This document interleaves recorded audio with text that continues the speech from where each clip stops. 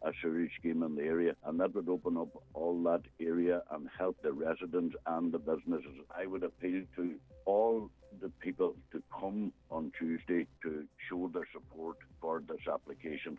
The government is being warned it won't be able to please everyone with next year's budget.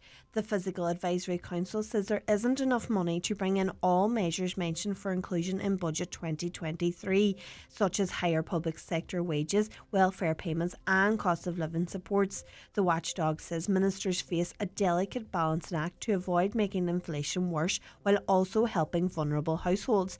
Chairperson of the council, Sebastian Barnes, says some people will be disappointed by next month's budget announcement.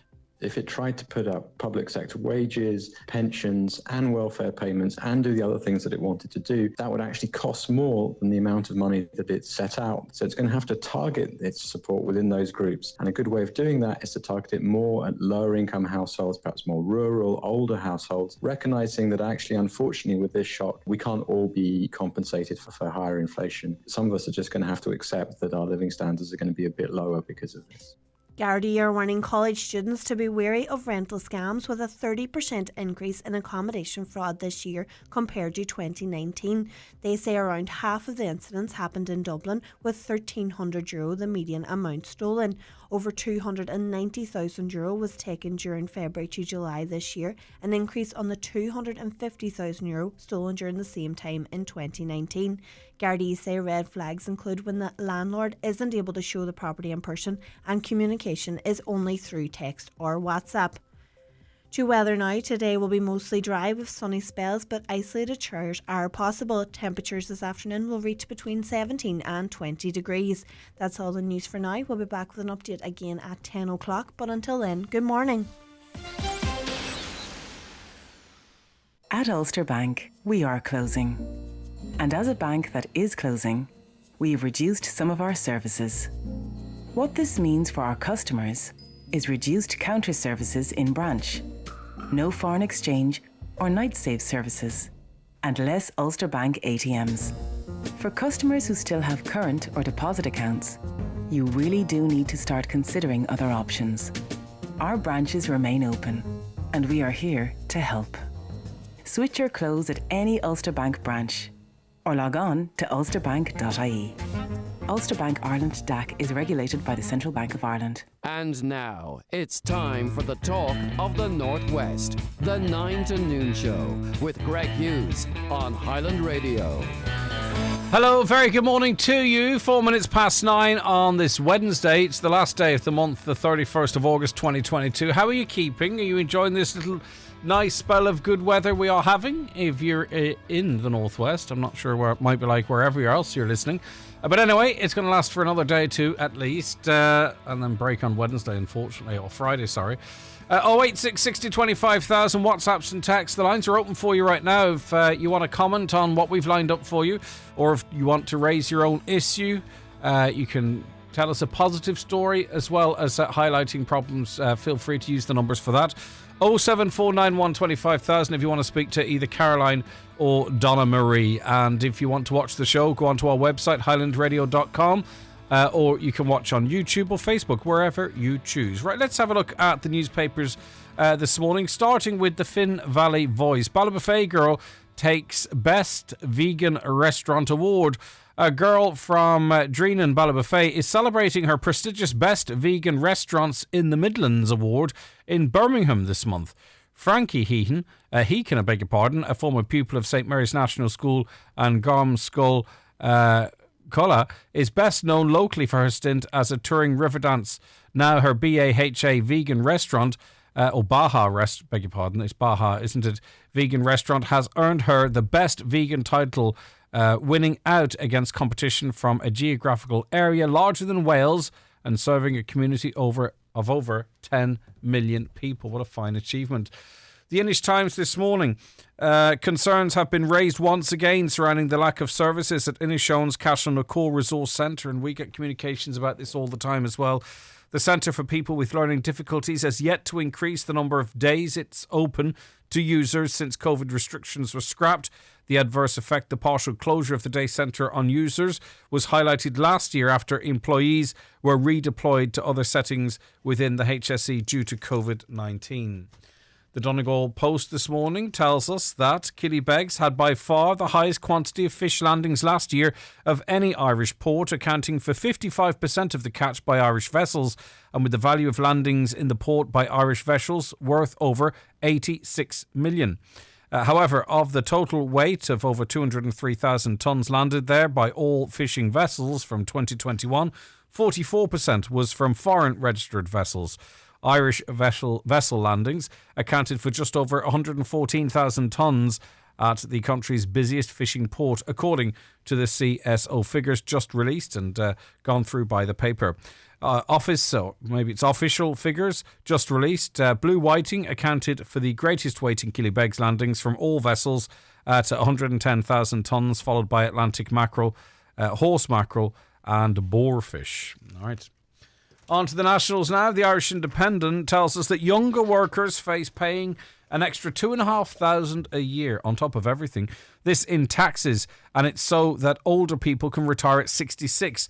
The state's budget watchdog warns today. But the older people retiring at 66, these aren't some sort of group of people that are sitting waiting for young people to pay. They've paid their way, and they've paid the way of past generations as well. This is the way it works.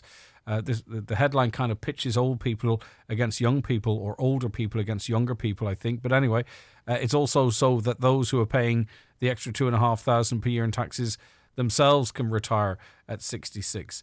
Well, the true cost of keeping the pension age down amid an ageing population is laid bare by the Irish Fiscal Advisory Council. It said people now in their 20s, 30s and 40s will foot the bill for Ireland's growing number of retirees, which is estimated to rise by 50% by 2040. But I mean, if we keep just doing things the same way, we're going to have the same problems. There are different people, of course, that want to retire at different ages. There are people that want to retire at 66.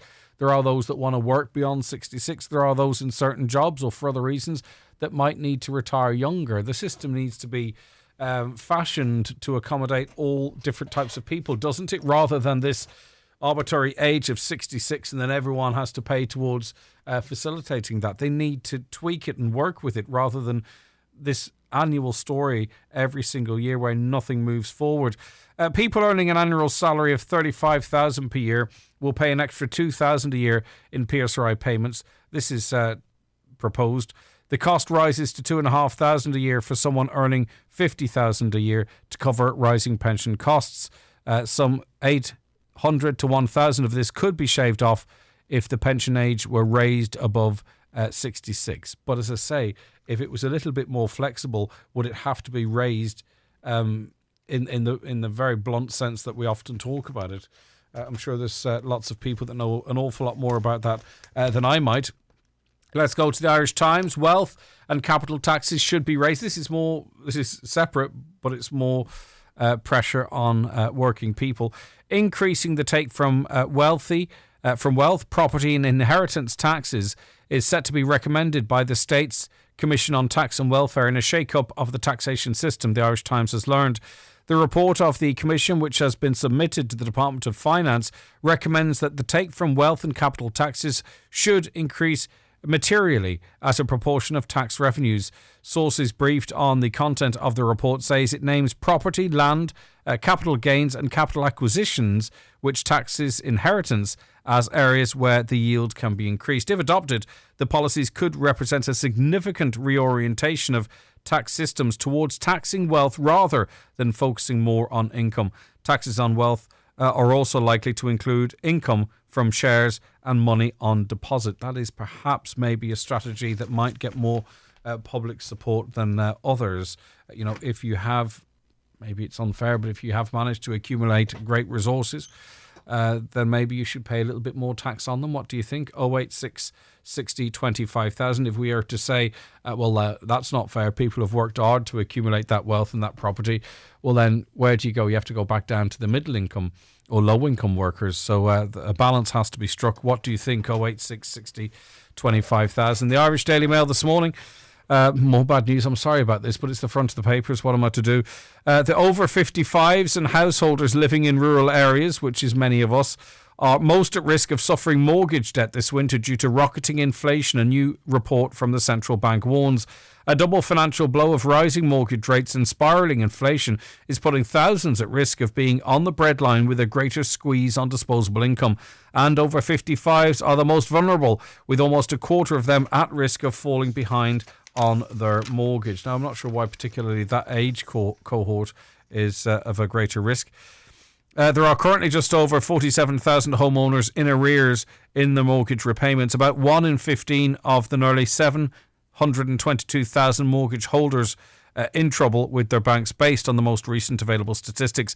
But the central bank expects that figure to grow exponentially based on the current rate of inflation and further mortgage interest rate hikes due from the European Central Bank next week. It will be the second round of increases since July in a bid to cool soaring inflation and lessen the potential risks of recession across Europe.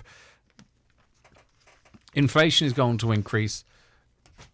We are living in a recession now. I mean, lots of people are living in a recession, and yet they are going to increase interest rates anyway. It's going to be a double whammy. Inflation was rising even just with the suggestion of disruption in Eastern Europe. I'm not sure the impact, and as I say, I don't really know much about this stuff, but we know we're going to head. We know many of us are living in a recession at the moment, right? We know that as a fact. We know inflation is really, really high, and I think we also know that rising interest rates are not going to do anything about that. If I'm wrong, if you're a financial expert, let me know.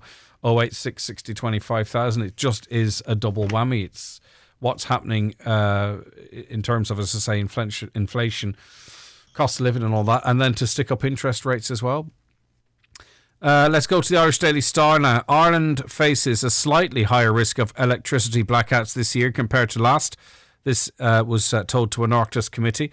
The squeeze on energy supplies across Europe, coupled with low wind, will be the biggest threat to supplies. Committee members were also told that the unprecedented spike in electricity and gas prices are much more of a concern to Irish householders than reforming the European electricity market.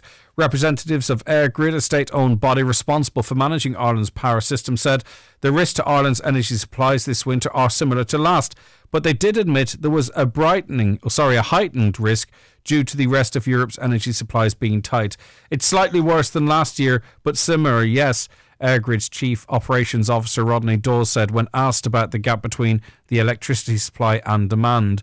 That being said, my understanding is there is negotiations that are nearing an end between the likes of EirGrid to secure a bit of power security for winter.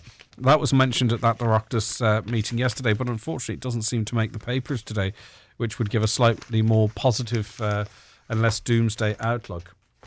Many of you will remember Mikhail Gorbachev, whether you remember specifically, his role and what he did and all that type of stuff. You certainly would have remembered his name being in the news cycle all the time, especially, at the height of the Cold War, and as it ended, his name would have just been synonymous, constantly mentioned all the time. Well, he's the last president of the Soviet Union, Mikhail Gorbachev. He's died at the age of 91, this according to Russian state media. He presided over the dissolution of the huge communist state which had existed for nearly 70 years. Another huge achievement, as we would see it in the West, was an arms race treaty he signed with US President Ronald Reagan in 1987. It lasted more than 30 years and helped to end the Cold War. Reagan knew Gorby's, as is referred to here, vital role in the world, urging him in 1997's speech, Mr.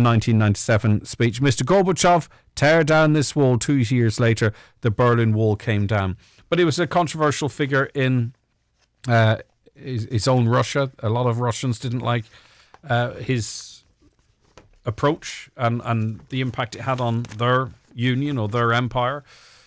There was almost a civil war in Russia. He resigned, I think, was it 91?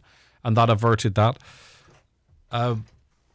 And then they had the 90s, and then we can see where things have gone back in the other direction now. He stood in presidential elections in the early 90s and got 0.5% of the vote. Such was his popularity in Russia, but he's obviously celebrated by the West for the most part. Finally, in the Irish Daily Mirror, good news is it for public sector workers? They're getting a nice little boost, 6.8% wage rise. A public sector pay deal could be close after unions described the government's offer as the best that can be achieved. The Irish Congress of Trade Unions said staff had been offered phased wage increases of 6.5% over the course of 18 months to October next year. The revised package sees pay increase is of 3% from February 2nd next year, although I'm sure that's backdated to this February. The last February gone anyway, maybe the paper's right and I'm wrong. So 3% from February 2nd next year, 2% from March 1st, 2023, and 1.5% or €750, whichever is the greatest, from October 1st, 2023. They don't reference here any of this being backdated, but I think they might have got the dates wrong. This is in addition to 1% or 500, whichever is greater, due at the beginning of next month. Okay, so a big smiley Kevin Callanan from ICTU on the front of the paper. It's probably a stock picture, but they seem to believe that they've done just about as much as they can do for the people that they represent. Okay, that was a run through of the newspapers.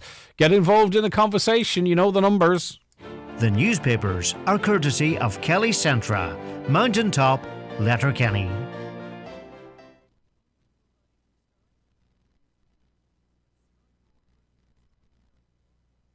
Okay, we seem to have a slight issue with the ad breaks there. We'll come back to that a little later on. If you want to watch the show, don't forget you can go onto our website right now, highlandradio.com, or give us a call on, or go onto our social media, YouTube or Facebook. Right, I think now we can say good morning to Dr. Dennis McCauley, who is GP and chair of the GP Committee of the Irish Medical Organisation. Good morning to you. Dennis, are you hearing me okay? I am indeed, Greg. Good morning. Okay, we read today that medical card patients who were entitled to free care have received more than €2,600 in refunds in recent years after being charged for blood tests by the GPs. You know yourself, Dennis, and I think we've talked about this in the past. This comes up time and time again. People saying, you know, I was in the GP, they're charging me for my bloods. The bloods are supposed to be free, or they've gone from €10 to €15. You know, the situation. So to avoid any confusion, what is the situation as to what is actually free at your GP and what is not? I think this goes back to the fact that we're dealing with a contract which is, almost 30 years old. The contract actually was negotiated before I even started practice, and I'm in practice 30 years. At that stage, there were no blood tests envisaged. The GPs weren't taking bloods.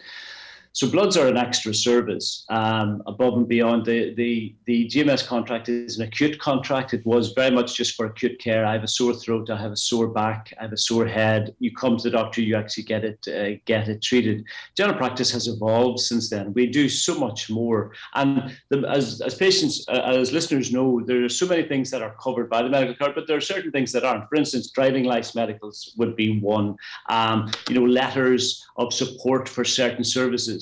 These are all things that you will be charged by your GP. Similarly, bloods. Now, bloods are, remember that if you're living in Glencolmkill or Mallinhead, those bloods have to be taken by the doctor. Our staff have to be transported to the lab. Then they have to be analysed. And then the patient is encouraged to ring back to talk about their actual bloods.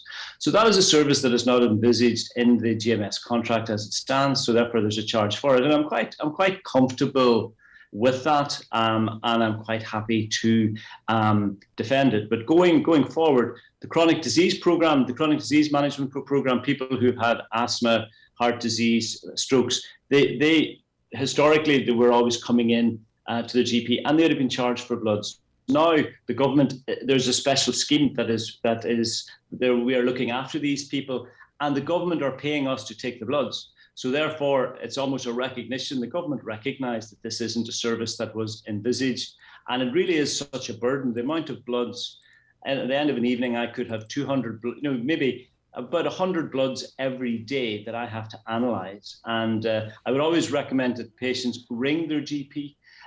we would always sort of say, for a safety reason, ring your GP to check if your bloods are fine. Never assume that the doctor will ring you if the bloods are normal. It's always better for you to ring. I think a lot of people, if they hear nothing, they instantly assume that everything's okay. Maybe they get that from the guidance of the GP. Maybe the GP says to them, I think it's always, I think maybe a couple of my colleagues might text me and say, what are you doing? I think, no, I think it is safer. There what I would call, there's normal bloods, there's red alert bloods, and there's amber alert bloods. Red alert bloods, if somebody has a really significant blood test, I will ring them.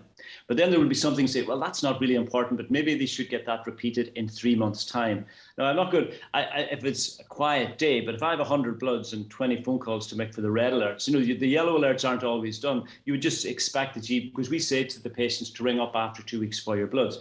So therefore, it's better that they do that. And then in some practices, the secretary will say the doctor has looked at those bloods and they're quite happy. There's no action to be taken, and that's fine. So the amber alert ones are the ones that I would be always concerned that the GP has felt, well, the patient's going to ring. I just want to repeat that in 6 months. But just down to charges, not for what is to come, but the situation as is now. From an Irish medical organisation's perspective, are any blood tests free to medical card holders? I think if you look at the contract, it's an acute care contract. If you came into me with a dangerous lump that I thought was leukemia, that I thought, oh crikey, as part of my acute assessment of you, I think you might have leukemia. In theory, I would say that's an acute care, but I won't charge. What about if you wanted to check my uric acid levels? Uric acid levels, it depends in the circumstances. If you came in and said, Dennis, I think I might have gout, and I say, well, do you? I said, God, if you came in and you had acute red toe and it was flaming sore, and it was as part of the acute assessment to decide what I'm going to give you. So if you want to break it down into nitty gritty things, yeah. And the classic. But the problem is you see, I think it's that there's so much latitude there, and that maybe that, and so much interpretation, because maybe if you wanted to. So say, for instance, I didn't have a big bright red toe, but you wanted to rule something out. So in other words, it was to satisfy a curiosity almost as to whether my uric acid levels were too high. Yeah. I should be charged for that. Yeah, and as well, Greg, no matter if we're checking somebody for anything, and this is my apologies, I'm being a little bit glib about this, and I'm sorry. At the end of every consultation where I've told somebody thankfully they don't have arthritis, they don't have cancer, they don't have this. The final question is, what is my cholesterol, doctor? That's the number one thing that patients are keen on. Now that is not an acute care, but if you say, okay, I think I have got something dangerous, I want you to take bloods and I insist you not pay for it, say, that's fine. Or would you do my cholesterol, thyroid, vitamin D as well? Then you're into, I'm just trying to show that, listen, I think general practice provides a great service. I think that the amount charge for bloods is almost reflective of the actual transport of the blood to the hospital, the taking and the actual transport. I think I am very comfortable with charging, and I think that if somebody is very I think this is an acute issue, I shouldn't be charged, I say that's fine. If that's your view, that's fine. But the vast majority of bloods do not fall into that category. It's not caused by the contract. We as GPs, particularly in Donegal, I'm very proud of the service that we give, and I have absolutely no problems in standing over a charge for blood taking, because the vast majority of the time it is patients coming in for an MOT. I want to check my cholesterol. My mum had thyroid. I want to check. But does the HSE have a different interpretation of this then? So because they're not going to, I don't know how many people kept their receipt for the blood test, decided that they shouldn't have been charged, then decided to find out where to the HSE you might send it, but a number of them did, to the total of €2,600. Now, we know that's a tiny percentage. Could I say that is probably a millionth of a percent. Yeah, exactly. But the HSE found that they shouldn't have been charged. In other words, the HSE interpreting this differently to GPs? Is there still, even at the sort of the sunset of this contract, some disagreement between both parties as to what's actually covered? I think we've had negotiations in relation to government on a number of factors, and we always have a lively debate about this issue. But my argument would be, because the government now recognises the chronic disease management, that part of it involves taking bloods, and they now pay us for that. That actually proves our argument from the start, that these were not part of the contract from the first place. So I think that within the HSE, it does not vex them greatly that we charge for bloods. Now, naturally, when you ask the question, they will disagree with us, but it's not top of their agenda. And I think that these are people who have gone to the trouble of claiming back the 20 or 10 euros that they are charged. The clinical circumstances, they won't ring the GP and get the clinical circumstances. I think if the person goes to the trouble of claiming it and has a receipt, I would imagine that the HSE will refund that. But as I say, I have no problem standing over the charge, the charge that is imposed for these bloods. But the HSE kind of something of a whistleblower's link on the website, don't they? Where if you are charged for bloods by the GP and you're not happy about it, you can report the GP to the HSE. Is that correct? I'm sure I've seen that somewhere before.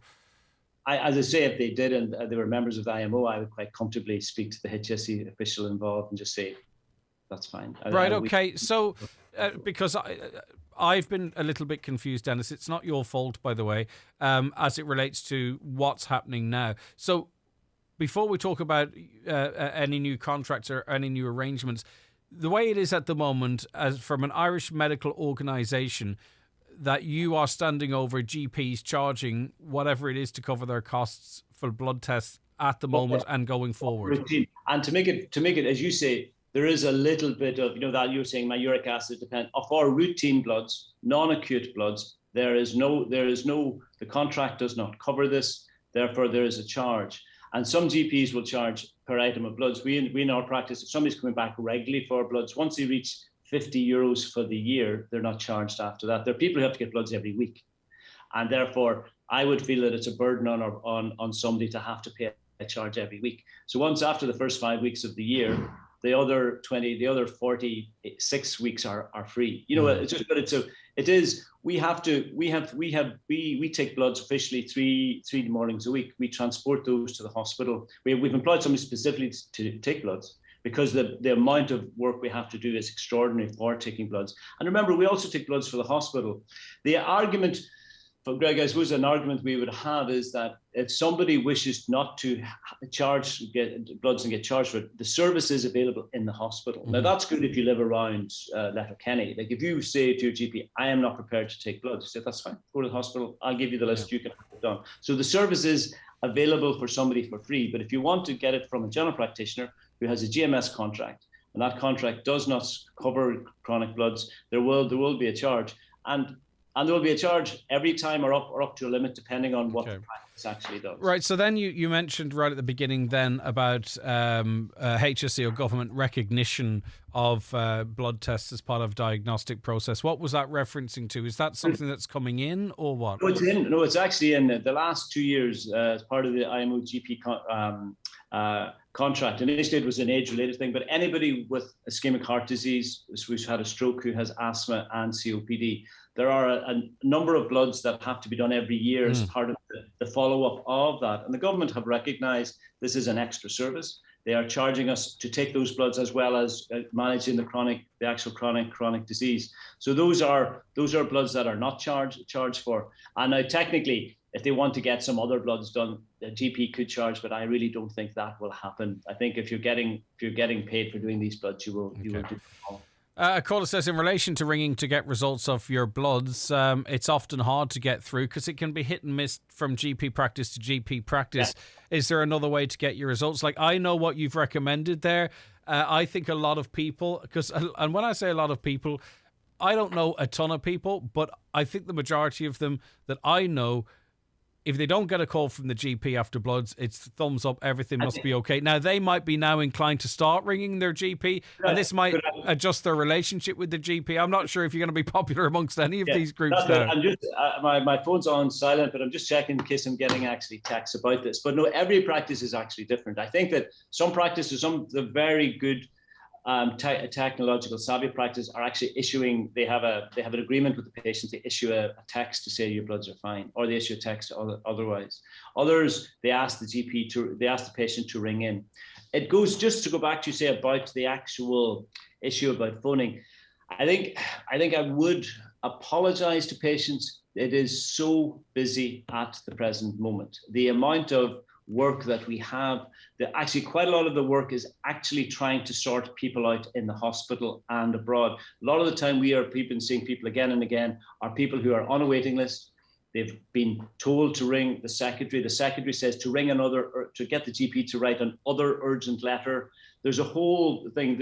I would say 15 to 20% of my day is following up things in the hospital that previously I wouldn't have to do. That involves phone calls, that involves time, that is as well as seeing patients. Our secretaries are doing the exact same sort of work. So it isn't that it's harder to get your GP in the phone these days, but that's because there are so many people. We have 6 lines. Yeah, they are all of the time. Right. And it's that so the phoning, I would still recommend if the GP he or she recommends that you ring back in 2 weeks. Well, GPs not do something like if your surname begins with letter A to F that you ring between 9 and 10:30 in the morning. There are certain times. Like, once again, in our practice, most practices ask for people to get bloods to ring in the afternoon because our busiest time is in the morning. They say if you wish to, we have a secretary who's set aside to take requests for blood test results every afternoon. Mm-hmm. That person you ring, and it'll say you have to ring several times. I'm sorry, it is. We are trying our best. Okay. We have extra people, extra secretaries, extra lines, but the demand keeps going up. I'm asking this question so it's clear in my head for future and not to labour it, and I won't hold you very much longer. So from an Irish medical organisation's perspective, right, this notwithstanding what GPs might do individually with individual patients, from the IMO's perspective, what, as specific as we can be, what blood tests are free for medical card holders?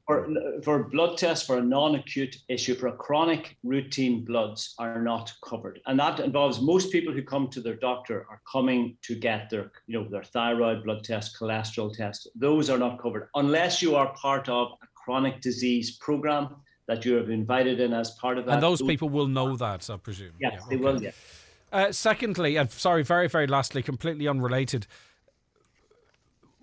are you seeing any changes in people's behaviour for the role that you might have in it in terms of using cross-border schemes or going to Spain to get treatments? Has there been any adjustment in that regard lately? Oh, it's dreadful. I think because the waiting list, because as I mentioned earlier on, our day is spent chasing people up, trying to get appointments, severe cases, trying to get them seen.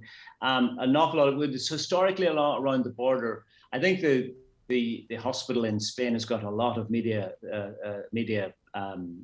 attention, but almost everybody who's listening has had a relative who's gone to Dario Belfast, and Belfast to get it done.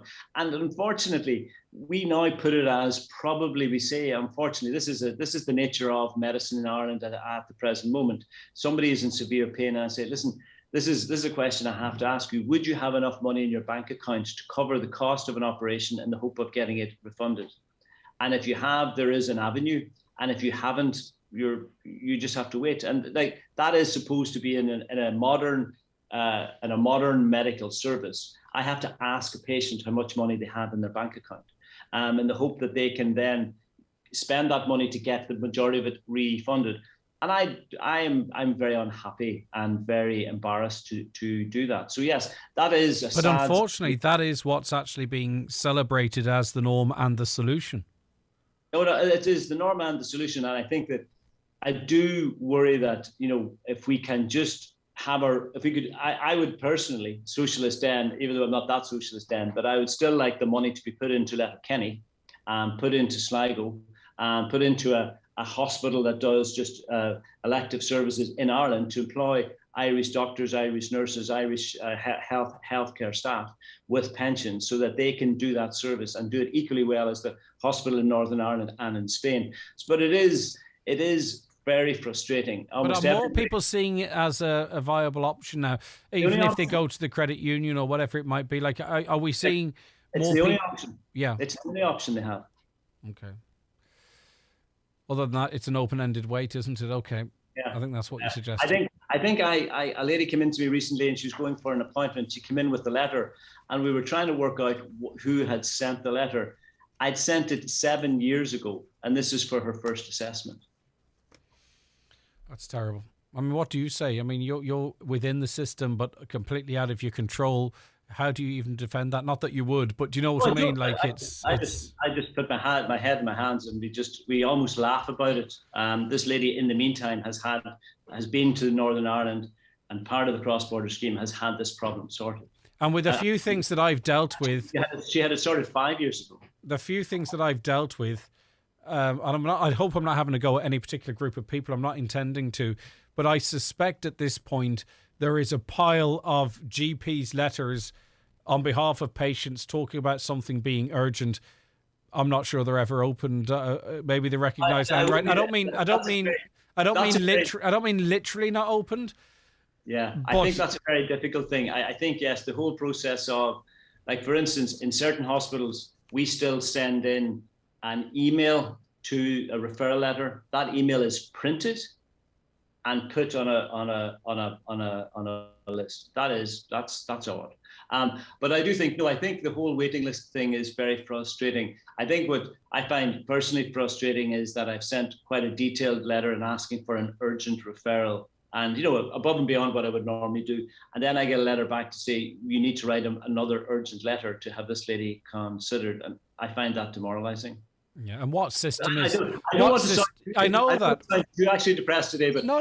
But I mean, what is the system that's being put into that it triggers when you send a letter saying something's urgent? What happens to trigger a system that gets back to you to say, send me another urgent letter? There's something strange going on. Unfortunately, it is the situation, Greg, that you have to shout a lot and have to shout often to get noticed in certain services. Yeah, I just feel that the GPs' voices aren't really being listened to, and TDs maybe, or the media. I know GPs are working very hard on behalf of some of their patients, but it's only until such time as maybe we make some representation or a TD gets involved, or that things seem to progress. That's what made me sort of suggest that I wonder what weight now GPs' urgent letters, what weight they're actually given. I know. Listen, it actually depends on the service. When the service is there, I find when there's certain acute services, if the service is available in the hospital and there is capacity, the triaging will be done appropriately as per the quality of the letter and the danger associated with that letter. But unfortunately, I think that comment is. I think it is more, it's just the absence of capacity is the issue rather than the systems for evolving that. You're saying, the letters don't count. If there was a good capacity in the hospital for a certain service, yes, the letters are very important. 100%. But the problem is there is no capacity. Yep. And that's where the situation is. And indeed, and that then feeds in or dovetails a little bit into comments we had from Ken Mulpeter very recently, which we'll not get into now, but it all sort of begins to...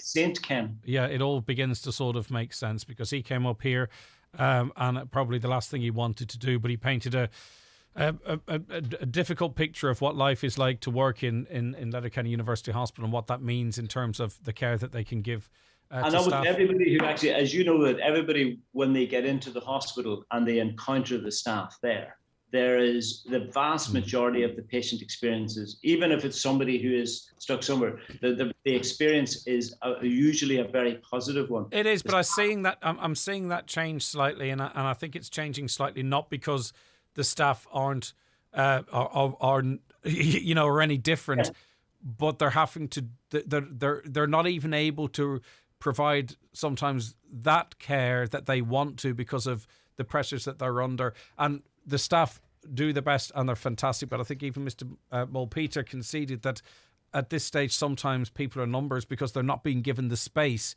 to treat them as they really want to. But anyway, Dr. Dennis McCauley, always a pleasure to have you on. Thank you so much and for being so frank as well. It's very useful. I appreciate it. All right, what did you make of that conversation? Very little spin there. I suppose it was all out there for you to hear what he had to say. Pretty unapologetic from an IMO's perspective as it relates to the charges for blood tests. We talk about that reasonably regularly. Nice to get it all out there in front so we know exactly what's going on. Is there another way to get your results other than ringing in? That sort of goes from practice to practice, doesn't it? They charge €20 in my GPs for blood tests on a medical card, yet it says on the HSE website people who hold a medical card and charged for blood should report this to the GP to them. Well, the IMO are very happy to stand over the way they do it currently. If it's part of diagnostics, i.e. if they've discovered a lump and they need to ascertain what it might be from a diagnostics perspective, then that might be free. But if it's anything else, like routine, or you just want to check this, that, or that, or you want to keep track of your cholesterol, then apparently, according to Dr. Macaulay, that is not free. That is not the case. What do patients do when they're trying to call and the call quota has been reached? Is there an alternative method? I'm not sure what the call quota is. Is that as many calls as the surgery can take in any given day and be able to call back? I'm sure that's what it is, actually. The GPs pay for the labs, pay for the bloods to the labs too. You mean the transport of them? If that doctor has 100 to 200 bloods 3 times a week, why do they cost so much to take the bloods to Letterkenny, even if it is Malin Head? Well, he suggested too also that they have to employ someone specifically to take the bloods. So maybe that's a factor there. I don't want to get into a space whereby I'm coming down on one side of this or other. I'm just relating what we heard from Dr. Macaulay there. Does Dr. Macaulay not know it's impossible to get through to any doctor's surgery? They don't want to answer, full stop. You see, I know that not to be the case, in that it does vary from GPs to GPs. And I know that because I would have occasion to ring a couple of GPs and have not a great deal of difficulty getting through. And on occasion too, when an appointment's needed, not for me, but to get that appointment seen, right? So I am conscious that it's not the same in every GP. Some people are back to some sort of a normal relationship with their GP in terms of pre-COVID, but I know that's not the case for everyone. Another caller says maybe standardisation of GP practice is called for with an explicit contract between patient and GP with guidelines, procedures, etc. Some are benefiting from service flexibility. Many aren't. All right, that's your view so far. Use 5 p.m. news, brought to you in association with Lifford Credit Union, who have recently launched Cultivate, an agricultural loan at only 6.55%, APR 6.75%. Call into any of their 3 offices for more information or to make an appointment. Lifford Credit Union, Rafo Newton Lifford, supporting local farmers. Years ago, I used to dread my motor insurance renewal. Then a friend told me about O'Malley Scanlon Insurance in Ballybofey and Dunlow. They do all the hard work. They contact all the major insurance underwriters and they get the very best possible quote for me. They have saved me a small fortune over the years and they could do the same for you. When your insurance comes up for renewal, contact O'Malley Scanlon Insurance at their Ballybofey office on 9131020 or their Dunlow office on 952206. O'Malley Scanlon is regulated by the Central Bank. Fleet owners, Cargo Defenders is your one-stop supplier for all your vehicle technology, including GPS vehicle tracking, remote tachograph downloading solutions, dash cams or 4G multi-camera systems. For more information, call Cargo Defenders on 074 9710 110 or visit cargodefenders.ie. Is your car due a service? We offer pickups and drop-offs from your home or work. We even offer courtesy cars, making your car service a hassle-free experience. Call today or visit imotors.ie to book in. Okay, you're very welcome back to the 9 till noon show here on Highland Radio. And we're joined in studio now by Gerard Grant, Director of Strategic Initiatives at TCS in Letterkenny. Good morning to you. Thanks for joining us. Morning, Greg. How are you? What is TCS? So TCS is a technology consulting company. We're based here in Letterkenny. We've been formerly known as Primerica, purchased by TCS in late 2000. And we provide technology consultant, software development, QA testing, cyber technology support for a range of companies all over the globe. And it's obviously an area that's growing and growing. Yeah, absolutely. And you think about cyber specifically, this report that we're talking about today and we published this week is as a result of coming out of the pandemic. And during February and March, we surveyed over 600 companies between America and Europe to really understand all the money and investments they'd made during the pandemic to allow workers to go remotely, and investments in technology for video and collaboration and streaming, how they were now prepared post that investment for cyber readiness and cyber protection. And we got a myriad of results on that. So all that investment was done at very high speed and implemented very quickly to support people working from home and to support the business during the pandemic. Now we're in a phase now where we have to maybe harden that investment and help them protect that investment over the longer term. Because, and this is not to give them any credit, I presume being in the cyber attacking game in and of itself is an industry, and presumably some of the great minds, which we're going to talk about we need more of in terms of defence, they're working in attack. Correct. And you have that standard offense and a defense, and it starts off at the very basic level of offense where, attackers or threat actors want to disrupt somebody's system, so they hijack their website and change it, or they stop people accessing it, right up to, economic crime, where individuals or companies are theft, ultimately financial theft, customer data theft, employee data theft. So you have talent on both sides competing all the time. And the attackers only need to get successful once or twice. Large companies and enterprises and companies like us that help them, we need to be successful every day in turning them away. So it is that, normal offense defense type of operation.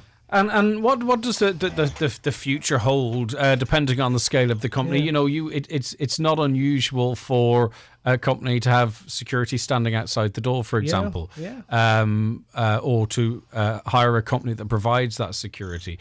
Is the future whereby companies of a certain size, or depending on their business, they either hire people directly to work at this constantly, or they engage a company that would provide that expertise for them? You have both today. You have large enterprises who have dedicated security operations centres 24/7, turning away attacks. But will that be broadened, if you know what I mean? It will. What you will end up getting is companies like us supporting smaller industries in what we call a shared services operation. So here in Letterkenny, we've around 15 customers that we support through a shared service. So the team in Letterkenny manage their security operations centre. They monitor the threats on their network. If there's remediation, as we call it, so if they see a threat and something needs to be patched, we'll look after that for them. So again, you see that really dedicated model for the big companies, and then a more shared services model with companies like us, supporting them with education and research and reports like this to sort of guide them on the way to remediation. Is it difficult, though, to convince companies of the need? Because, obviously budgets are tight, and for the next while they might be tighter still. But if you say to them, if you're running computers on Windows 7, this and that could happen. It hasn't happened yet. Is it difficult to get CEOs to sort of make those connections and to realise, right, I need to allocate some funding for this? Yeah, and part of our research actually demonstrates that, because the companies that are doing well financially, digitally, and in the cyberspace tend to have really good connections with their board and their CEO, and they're educated about the threats and educated about how to deal with them. I think as you go down the landscape, you get that bigger gap between IT just as a cost versus IT as part of the solution or part of the business. So it's our job, one to help educate that, but two, also provide services that are easily consumable. And the report talks about companies, where a couple of years ago, the cloud would have been seen as a threat in terms of security. That sort of shifted now into a positive, because the cloud security providers and the cloud providers are doing so much investment that it's starting to get more secure to put your information in the cloud than it is to keep it on your own premises. And what you'll start to see now is, just like you have security in shops and security at night, you have virtual security guards in network operation centres and security operation centres looking at threats, looking at potential threats, and trying to get ahead of them all the time. A career in cybersecurity, okay, a lot of people might feel, or maybe you do, you need to almost be able to, strip a computer down to its component parts, put it together again, or to be able to write an amazing program that enables you to batten off the advances. It's not like that, is it? Is it to tool yourself up with a skill set that allows you to interact with the technology and see what's what? One of the most skills, one of the skills that we look for in people is curiosity, and cyber people tend to be very curious in terms of hunting down threats, as we call it, or communicating with customers about what potentially is going on in their infrastructure. So, curiosity, good communication skills. Obviously, you need a good foundation in technology to understand the components that you're either defending or that are being attacked. But a company like TCS, when we're bringing people on, we look for those foundational skills, but then we train them in the specifics of what we need them to do. And a cyber service isn't a one size fits all. So you'll have, very entry level service where we're responding to very basic threats, to the very sophisticated services in the digital cloud space where you're trying to stop, some of these more advanced attacks, vulnerability management, people phishing, what they call water holing, trying to get all these, understand what those attack vectors are and put protections in place. Is it working though? Because I've had my data leaked from Plex recently, LinkedIn in the past, LastPass this week, LastPass, which is really that is your vault. That's your store all your stuff with us and have one master password and everything's fine. Yeah, they probably know my inside leg measurement. So. Are we losing the battle? Because, if LastPass, for example, you start losing faith in it, and, where do you go from there in terms of what do you trust? Yeah, I think, the battle is ongoing. And, for even a reasonably sized company of maybe a couple of thousand users, which would be a lot of companies we support, they're turning away, on average, 250,000 to 300,000 attempts a day. People trying to actually attack their infrastructure, draw down data, infiltrate their systems, or interact with their customers, which is, takes you from disruption to economic crime. And I think what's going to have to happen is a holistic approach. User education is key. So whether it's... We're still clicking the links. You're still clicking the links. You know what I mean? I'm not personally, no, but by the way, they're very sophisticated. I've looked at some in the past and going, right, is this real? Is it not? And then your brain kicks in and go, right, it's not. But it does take a second or two, especially with the level of effort they're going into nowadays to make them look genuine. It's fair to say that SMS and email fraud scams do not function without us clicking a link. Correct. That's it. User education. It's other than that, it is literally just dots and dashes on a page. It's only when we click a link that an SMS... Correct. Or answer an a phone email call. scam. Phone call is popular now as well. And I think that our intuition as people, and our Irish people as well, is to click and respond. That's and the curiosity you see you talked of. Yeah, so it's a double-edged sword. The curiosity makes us vulnerable, but also makes us perfect candidates for sorting out the problems. Yes. I went straight to the money, right? Yep. When in my opening gambit about companies and maybe not embracing cybersecurity and that type of stuff. But this study actually contradicts that. It's not really about money. The conversation or the argument maybe has been one in terms of the necessity. Correct. It's really about who do you get to do it, is it? Yeah, over half the companies we worked with in this survey in both locations had invested 50% plus in increased IT security budgets over the previous period. And they've probably seen that come into the second phase of COVID that they needed to do that. But the challenge now is the skills and the skills matching. So getting the people into the business to do the work, retaining them then. And if companies don't have a good security posture, if they don't have good security tools and technologies, especially the new graduates and the new hires, they're like, I don't want to work here. They don't have great tech, so I'm going to go across the road where they have better tech and better systems. And that's become a challenge as well. The companies that need the most help are struggling to get the people that can give them the help. Yeah, well, if my job's protecting the president, right? I want a secure site. I want to check all points of snipers, right? I want to control the environment, and that makes my job easier. So that's the office. We've got remote working. Yeah. Okay, so from a cybersecurity perspective, what challenges does that create? Because now instead of it being a single site, or maybe 2 or 3 sites, you may have hundreds of sites. But all still feeding into the main brain, so to speak. And that's it, because... have we cracked that nut yet? I think we have. I think remote working after the 2 years, companies have got, firewalls and end user computer devices so that if somebody's going home with a laptop, they typically go home and there's a firewall, good antivirus on it, good malware protection. The insistence That's kind of literally how the HSC cyber attack happened. Correct. Not a good example. I mean, that is literally what caused it all. Yeah. Okay, but anyway. Yeah. So most companies would have good end user protection. And they're also the insistence around multi-factor authentication, not just in the that you get a text and saying, is this you, or you've just tried to log in, but they're very sophisticated methods of multi-factor authentication where we randomize it for people. So on a Monday morning, you might get a text saying, yeah, this is you log in. On Tuesday morning, the app might notify you. So we're not relying on one technology to actually authenticate you. And key for employees and key for companies is identity. Understanding the identity of the employee, what information they actually have access to. Do they need that information? Do they need that access on a continual basis, or is it only temporary? And then taking away that access when it's not needed. And one of the pieces we talk about, obviously cyber, the external threat is key, but there's also a program we run which is the insider threat. People who have privileged access inside the company that could be compromised for whatever reason, or decide to exfiltrate data for whatever reason. People have been siphoning money from companies for generations. So why would data be any different? Why would data be any different?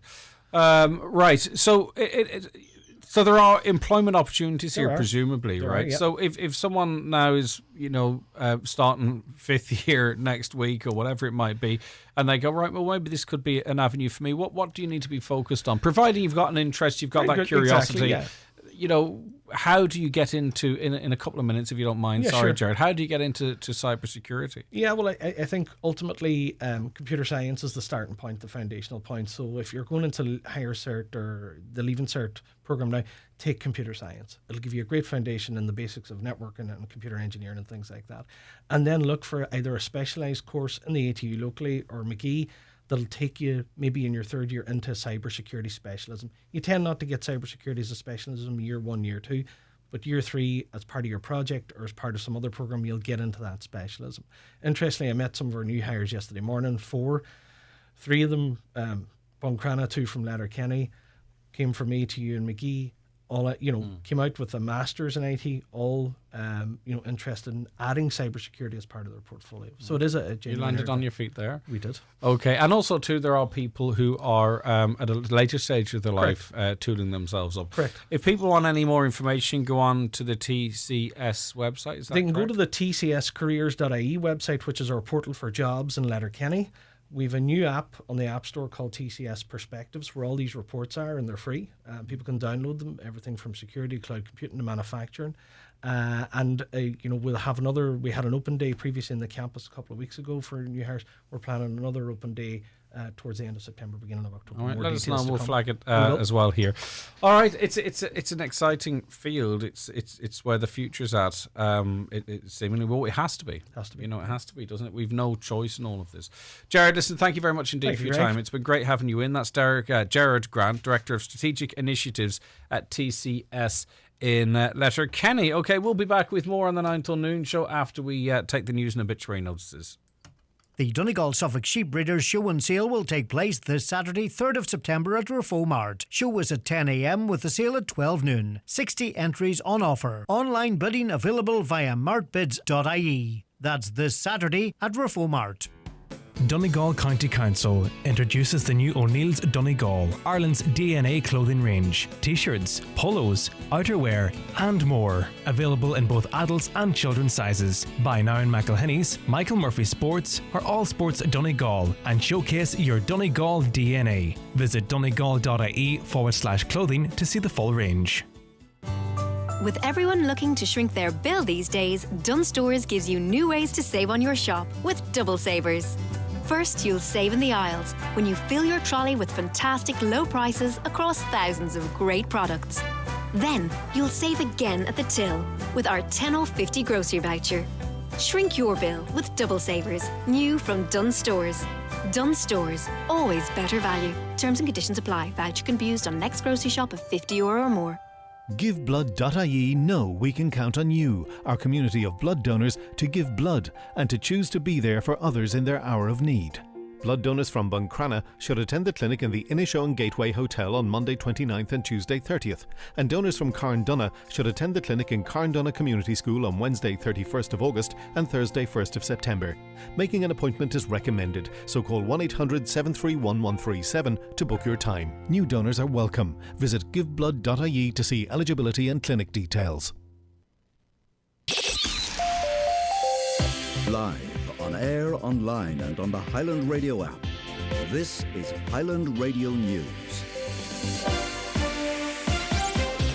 Good morning, it's 10 o'clock. Donald Kavanagh at the Highland Radio News Desk.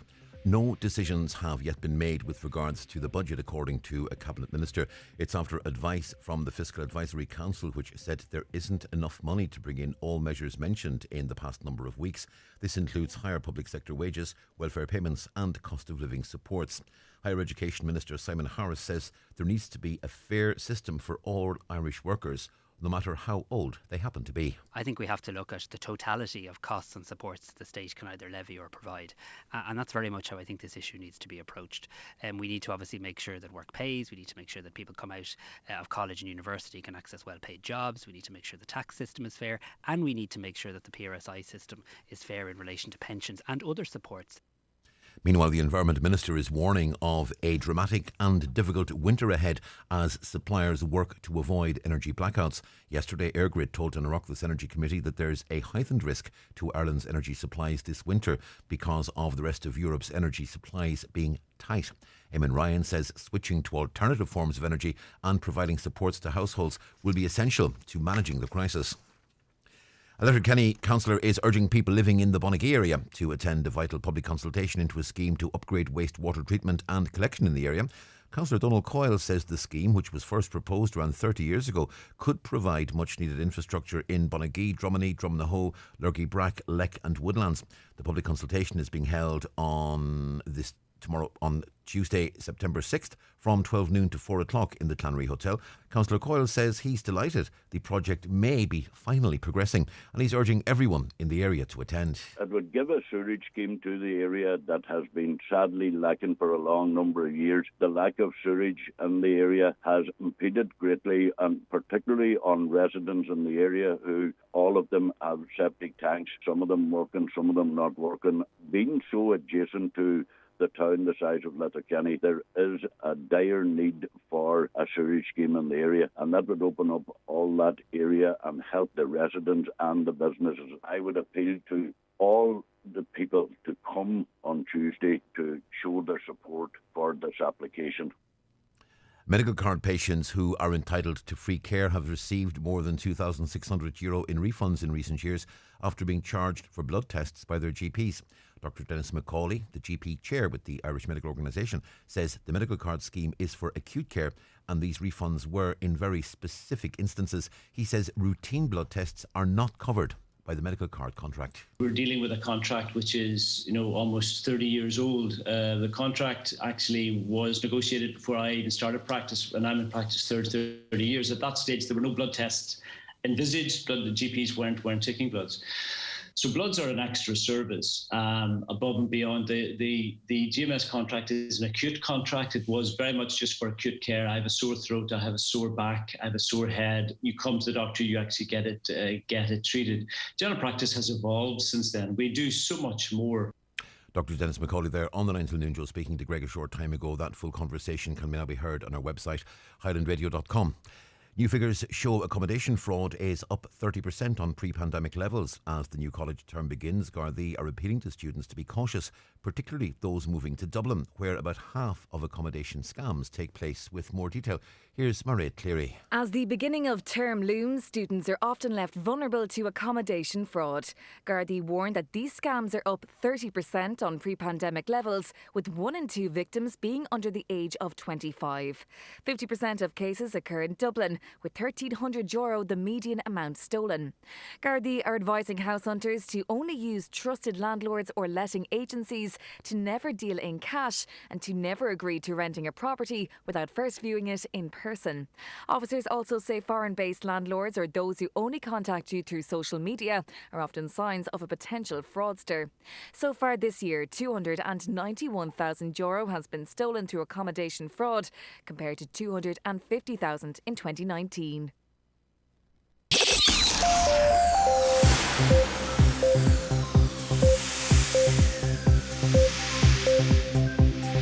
For the forecast, it'll be mostly dry with sunny spells today. Some isolated showers possible here and there. Temperatures this afternoon will hit between 17 and 20 degrees Celsius. And that's Highland Radio News. We're back with news headlines again at 11 o'clock. Until then, good morning. The obituary notices for Wednesday morning, August 31st.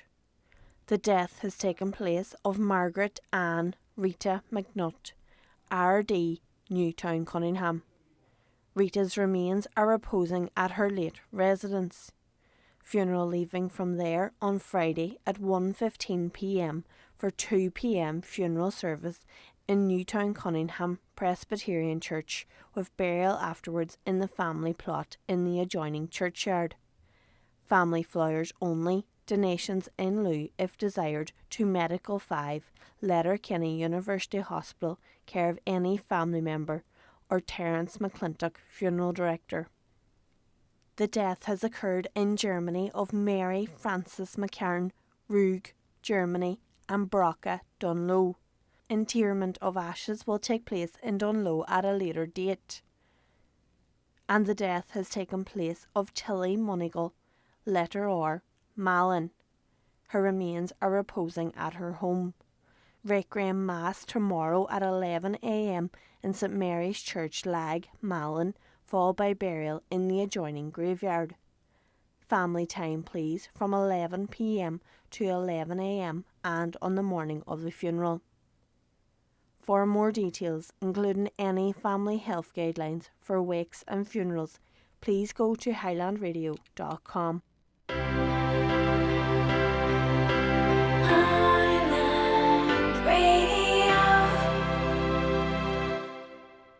You're all living your best lives now, aren't you? That's right. Andrea got a new car with heated everything. Greg's finally having his horse-themed wedding. I'm getting the bathroom redone. It's a waterfall rain shower. This mightn't be your life, but with a loan from An Post Money, you can live your best life with Ireland's lowest rate on loans over 20k. Apply now at onpost.com/loans. An Post Money, your money for your world. Lending criteria, T's and C's apply. New applications only. Info correct July 14, 2022. Source CCPC for Ireland's lowest rate. An Post acts as a credit intermediary on behalf of Avantcard DAC. An Post trading as An Post Money is authorised as a credit intermediary by the CCPC. Avantcard DAC trading as Avant Money is regulated by the Central Bank of Ireland. Okay, see what I'm doing there? That's Europe. It's the final countdown, because it is effectively the final countdown now to our big summer cash giveaway here on Highland Radio. On this programme, on Friday, we are going to be giving one of our lucky listeners who entered this competition €10,000. Really excited about it. And if that's not enough, if you buy a ticket today, you're also in the draw for €2,500 to be given away on the Naughty Alarm Clock with Lee Gooch. Looking forward to that as well. Okay, so if you want to get your ticket, now is the time, because it is the final countdown. You've got between now and well, the lines will close for a period before Lee Gooch's draw, then we'll reopen for a short spell on Friday morning. It's going to be a rush, okay? So make sure you get your ticket now. If you want to get involved, if you've got the spare cash and you want to play for a bit of fun, then why not? It could be you as much as anybody else. Okay, so €12,500 in cash to give away on Friday. €2,500 on Lee's show. 10,000 on my show, our show here. It's not really mine, it's our show, isn't it? You go onto our website, highlandradio.com. You'll see the link there to buy your tickets for the cash draw. You answer a patronising question. We answer a simple question, and then you're in the draw. So it's one ticket for a tenner. Stick your name on it, or you can get 6 for 50 and put your name on all 6, or if you wish to spread the love around the family or amongst friends, or 10 for €80.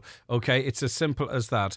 And if you don't want to go onto the website, or you can't, or there's some reason, whatever, we want everyone to be accommodated, call us right now, 074 9125,000. We have the team here that will sort your ticket out over the telephone line. Okay, so that's it, and it's all done and dusted this time 2 days. So if you want to be in, then you get in touch with us right now.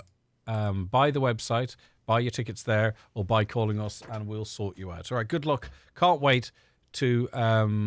the advert says I'm going to ring someone, all right? We're going to ring you to tell you you've won. We hope you'll come on, but you don't have to come on the radio, by the way, to win the prize, just to be very clear about that, because many of you, your worst nightmare would be to come on the radio. So just to be very clear, I'll not actually be ringing you, okay? We'll ring you to tell you you've won, and we'll invite you on, and if you want to come on, that's fantastic. If you don't, that's fine. You just slip off and enjoy your either €2,500 or €10,000. But if you want me to call you, I will. If you want to split the money, we can do that too. Okay. Right. Okay, that's done. And as I say, I'm looking forward to someone getting 10 grand heading into the weekend. Just a reminder as well, of course, that we have a very special show for you this Sunday, and we appreciate regular presenters giving us a 2-hour slot on Sunday, by the way. It's not taken for granted. We are on between 12 noon and 2 p.m. And we are going to be broadcasting a Sunday show live from the Tyrconnell Gales football grounds in London. It's the Irish Vintage Club's 10th annual Vintage Day, and we were at one a couple of years ago. It's lovely. They've got a big stage, a massive dance floor, chairs everywhere. There's tractors and trailers and sheep and people, yarns. Well, there's plenty of yarns, but people working with wool and lorries and all manner of stuff. It's a lovely day out for any of you who are over in London or are travelling over. And I know there's quite a big group of people travelling over, but also the Irish diaspora turn up on the day, as well as locals from all different backgrounds as well. It's really quite a unique event to see people from all different backgrounds enjoying Nathan Carter or whomever might be playing. Our own David James is gigging. But anyway, what we're going to do is broadcast live from it between 12 and 2 on Sunday, just to reach out to our Donegal and Irish people over in another country, rather than always expecting them to come to us or to help us. So we're going to go out and see them, and we're going to have loads of conversation. We're going to chat to loads of people. There'll be some live music, hopefully, and plenty of fun. So that's between 12 and 2 on this Sunday. Listen to it on radio, of course. If it's your thing and you want to watch it, we are hopefully live streaming it as well on our website and on YouTube and Facebook. So you can see what faces you might recognise walking along in the background, if that's what you'd like to do on a Sunday as well. So go on to our YouTube or Facebook pages on Sunday at 12, or just simply switch on your radio or tell your smart speaker to tune to Highland Radio and enjoy that 2 hours with us. It would be really lovely to have as many of you as possible as part of that, and text in and say hello and all that kind of stuff. Right, okay, you are keeping us very busy on the phone lines this morning. I want to take the bingo numbers, then we'll come back after those and an ad break with more on the 9 till noon show this Wednesday. It's time for NCBI Bingo on Highland Radio. It's Wednesday, the 31st of August. You're playing on the blue sheet. The reference number is S13. It's game number 35. The numbers are 19, 8, 17, 3, 4, 40, 32, 83, 58, and finally 45.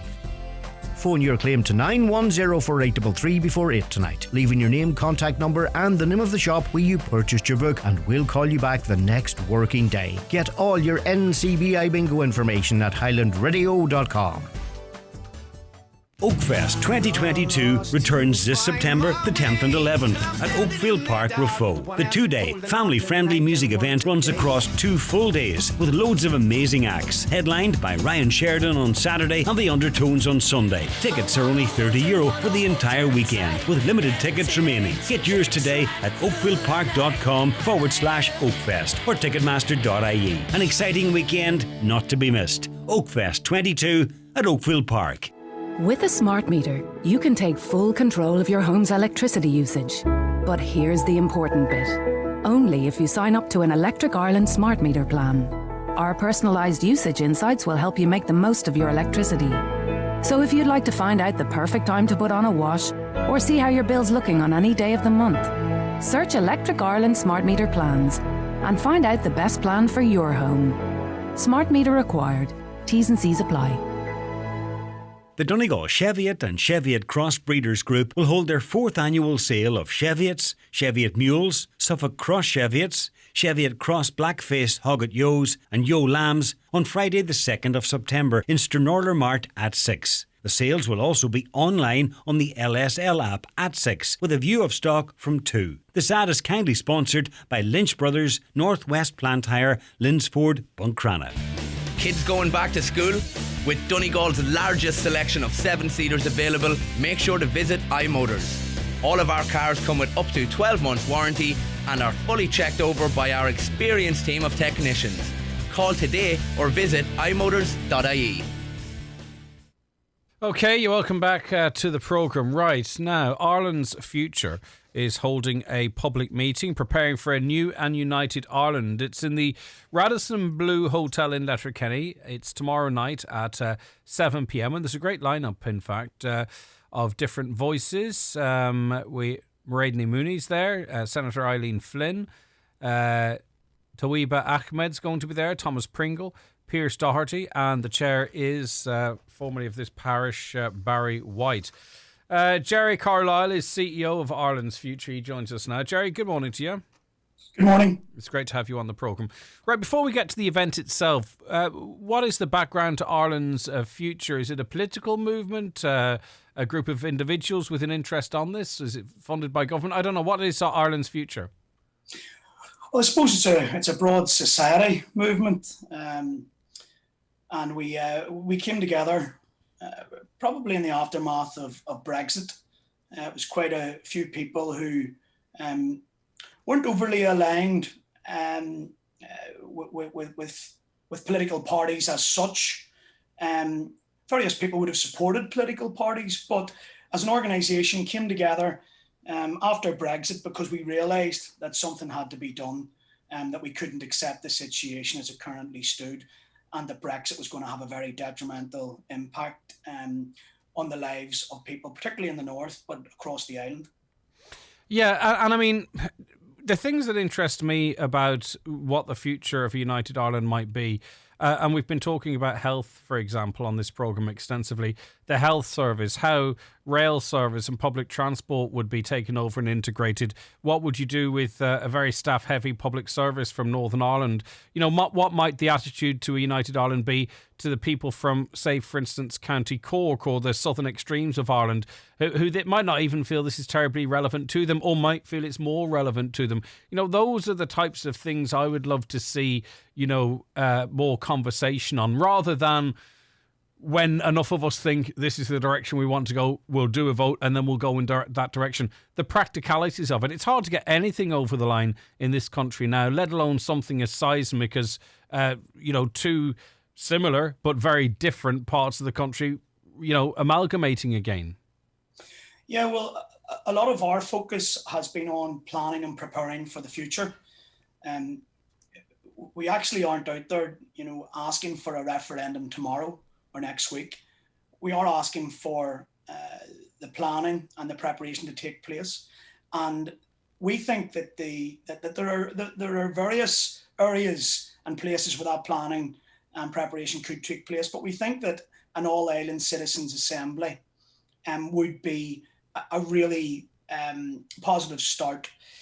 There is precedent for this. Right after Brexit, there was an all-island forum that looked at Brexit and invited a whole host of people to various locations across the island. So the government have done something similar before, and we're asking again that the government in Dublin grasp this and proceed with it. And because if we don't plan and if we don't prepare, and we know that something is coming at us, and it is coming, the referendum will be here, you know, probably this decade, then we probably only have ourselves to blame, and there'll be no prizes for anybody who wants to bury their head in the sand in this one. So there's no harm in presuming that it might be affirmative for a united Ireland, and with that in mind, no one should be offended by us actively planning for that. You know, what happens next, rather than starting from point zero following the outcome of a referendum. Well, I think that one of the primary objectives of Ireland's future is to actually achieve the referendum after a period of planning, and we would support a new and united Ireland. However, democracy is very important, and this state, the northern state, exists on the basis of the principle of consent. But we haven't had a referendum here since 1973. And that referendum was essentially, it might as well have not happened.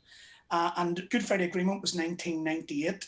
So what we're saying is that democracy needs to be seen to be taking place. You've got to ask the question, you have to ask people which way they would like to be governed. Do the people of the North want to remain in the United Kingdom, outside the EU, and governed by a government in London that we don't cast a vote for? Or do we want to be back in the EU and govern ourselves on this island by a Well, we government kind of know the that's answer to that question. About half of them want the former and half of them want the latter. Well, we would need to ask the people. I think that I don't think we do know, if the truth be told. The polls vary. What we actually really don't know is the criteria for the referendum to be called. The British government have been asked on numerous occasions, and there was a court case as well, to I suppose, force the British government to give us the answers that we're looking for as to what is the criteria for a referendum to be called. Unfortunately, we haven't managed to get to that stage, but we're going to have to get to there very shortly. Well, in terms of planning, and you talked of consent and democracy, I mean, we can't plan from a Republic of... I mean, there's a certain amount of planning from a Republic of Ireland perspective that can be done.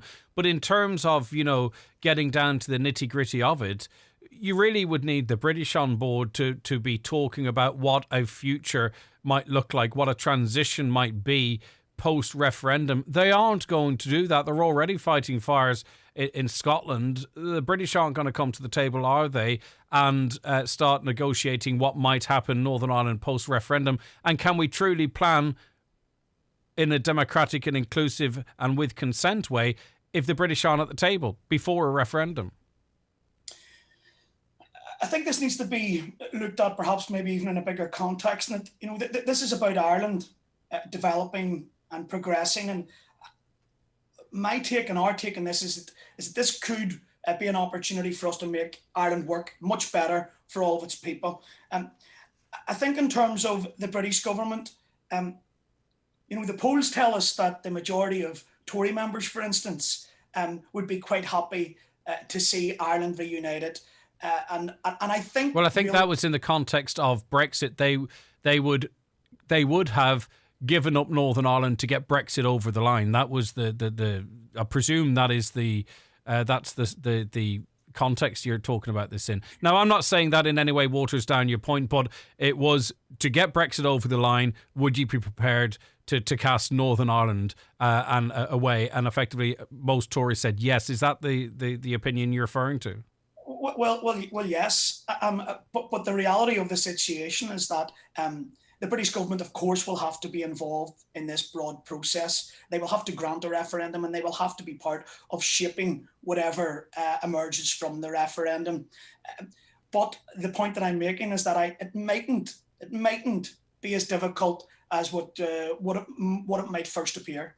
The reality is that the Good Friday Agreement is in place, and that when it looks like a majority of people in the North will vote for a new and united Ireland, then legally the British government, under that agreement, are obliged to grant a referendum. Does it matter, or do we know in the event of a referendum, would there be two separate referendi? Would there be one in the Republic and one in the North? Would the findings be aggregated? Would it be all Ireland? Because, as I say, what we don't have at the moment, and there are very organised groups out there that have their own agendas and are pushing things a certain way, might be anti-Europe, whatever it might be. What we don't actually have at the moment in the Republic is a vocal group of people arguing against Irish unity, and that will happen. Do you know what I mean? So I wonder how the figures might actually fall once that kicks in. And I suppose, it will be up to those who assume a position to present their arguments and to convince the public, and like any referendum, what scenario was actually best for the people of this island. And ultimately, we take a view that democracy should be allowed to play out, and that we should actually be allowed to decide our own future. So this isn't overly complicated. This is about allowing the people here to decide their own future. Yeah. Okay. Right. So talk to us about, as I say, it's a really interesting panel that you've assembled for this Northwest meeting, or the meeting here. Where is the venue? Sorry, it is in the Radisson Blu Hotel in Letterkenny. Okay, so you've got a good panel together there. How have the conversations gone in the past? Like, what is the interaction between audience members? Is it a series of discussion or talking points, or getting the panel's views on certain issues or what they might want in the future? How does the evening unfold? Please, Jerry. So essentially, what we've done is this is part of a series of all Island meetings, and we've went outside of Ireland also. We brought a meeting to Westminster, and we also brought two, one to Philadelphia and one to New York, so two in the States also. But we've been to Cork, Galway, Limerick, Waterford, Armagh, Derry, Dundalk, Sligo, and other places. A very, very well attended meeting in the Mansion House in Dublin, and now Letterkenny. And what we're trying to do is we're trying to provide a space for the type of conversation that you've spoken about earlier there to start developing. What does it mean in reality if we have a united Ireland? And what we've managed to do is we've managed to broadly bring a lot of the political parties in the South onto ground that they previously might not have been comfortable on in terms of even having this conversation. And that's an objective of ours that we need to continue. We want to bring as many people on board. Because I'd be very interested to hear, particularly the Northwest representatives, we will not be able to sustain a Altnagelvin Hospital, Letterkenny University Hospital and Sligo University Hospital, 3 acute hospitals in a Northwest region that is of the one country. That's the type of reality I would like to hear Pierce Doherty answer, or Thomas Pringle for that matter, because you could promise all three, it simply would not happen. That's not how it might work. Maybe the future might be brighter in a single location, particularly maybe for Letterkenny University Hospital in Altnagelvin. But we speak so much about health on a programme like this, and it's so emotive and divisive, far and away more about nationalists or unionists or Catholic or Protestant or whatever it might be. Those are the conversations that are going to be what people are talking about post-referendum. What does this mean for my coronary care? Will it have to still travel to Galway? Will Letterkenny subsume Altnagelvin? Do you get where I'm coming from? Maybe you can't get into the minutiae, if that's the right word, of that stuff, Jerry. But that's what we're going to be talking about post-referendum, because that's life and death. That's real life in the real world. I couldn't agree more. And that's why this conversation is so much more than just about identity. It's about the economy. It's about infrastructure.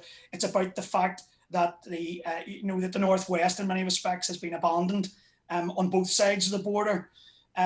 Who gets the fishing waters off Northern Ireland?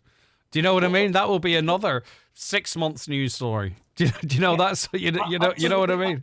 And a lot of that needs to be discussed out in terms of negotiations with the British government. The EU will be involved, and the government in Dublin will be involved. But let me say this: this is an opportunity for us to get things right that we currently get wrong. So you talk about health, the Sláintseachar initiative only goes as far as the border, and the Bangor report in the north only goes as far as the border. We completely underutilise the fact that we are an island, and instead we see health, for instance, through the lens of 2 separate jurisdictions. Imagine what we could do were we stronger and were we to bring a much more island focus to an issue like health. This is an opportunity for Irish people right across the board to have, for the first time, a proper Irish National Health Service free at the point of need.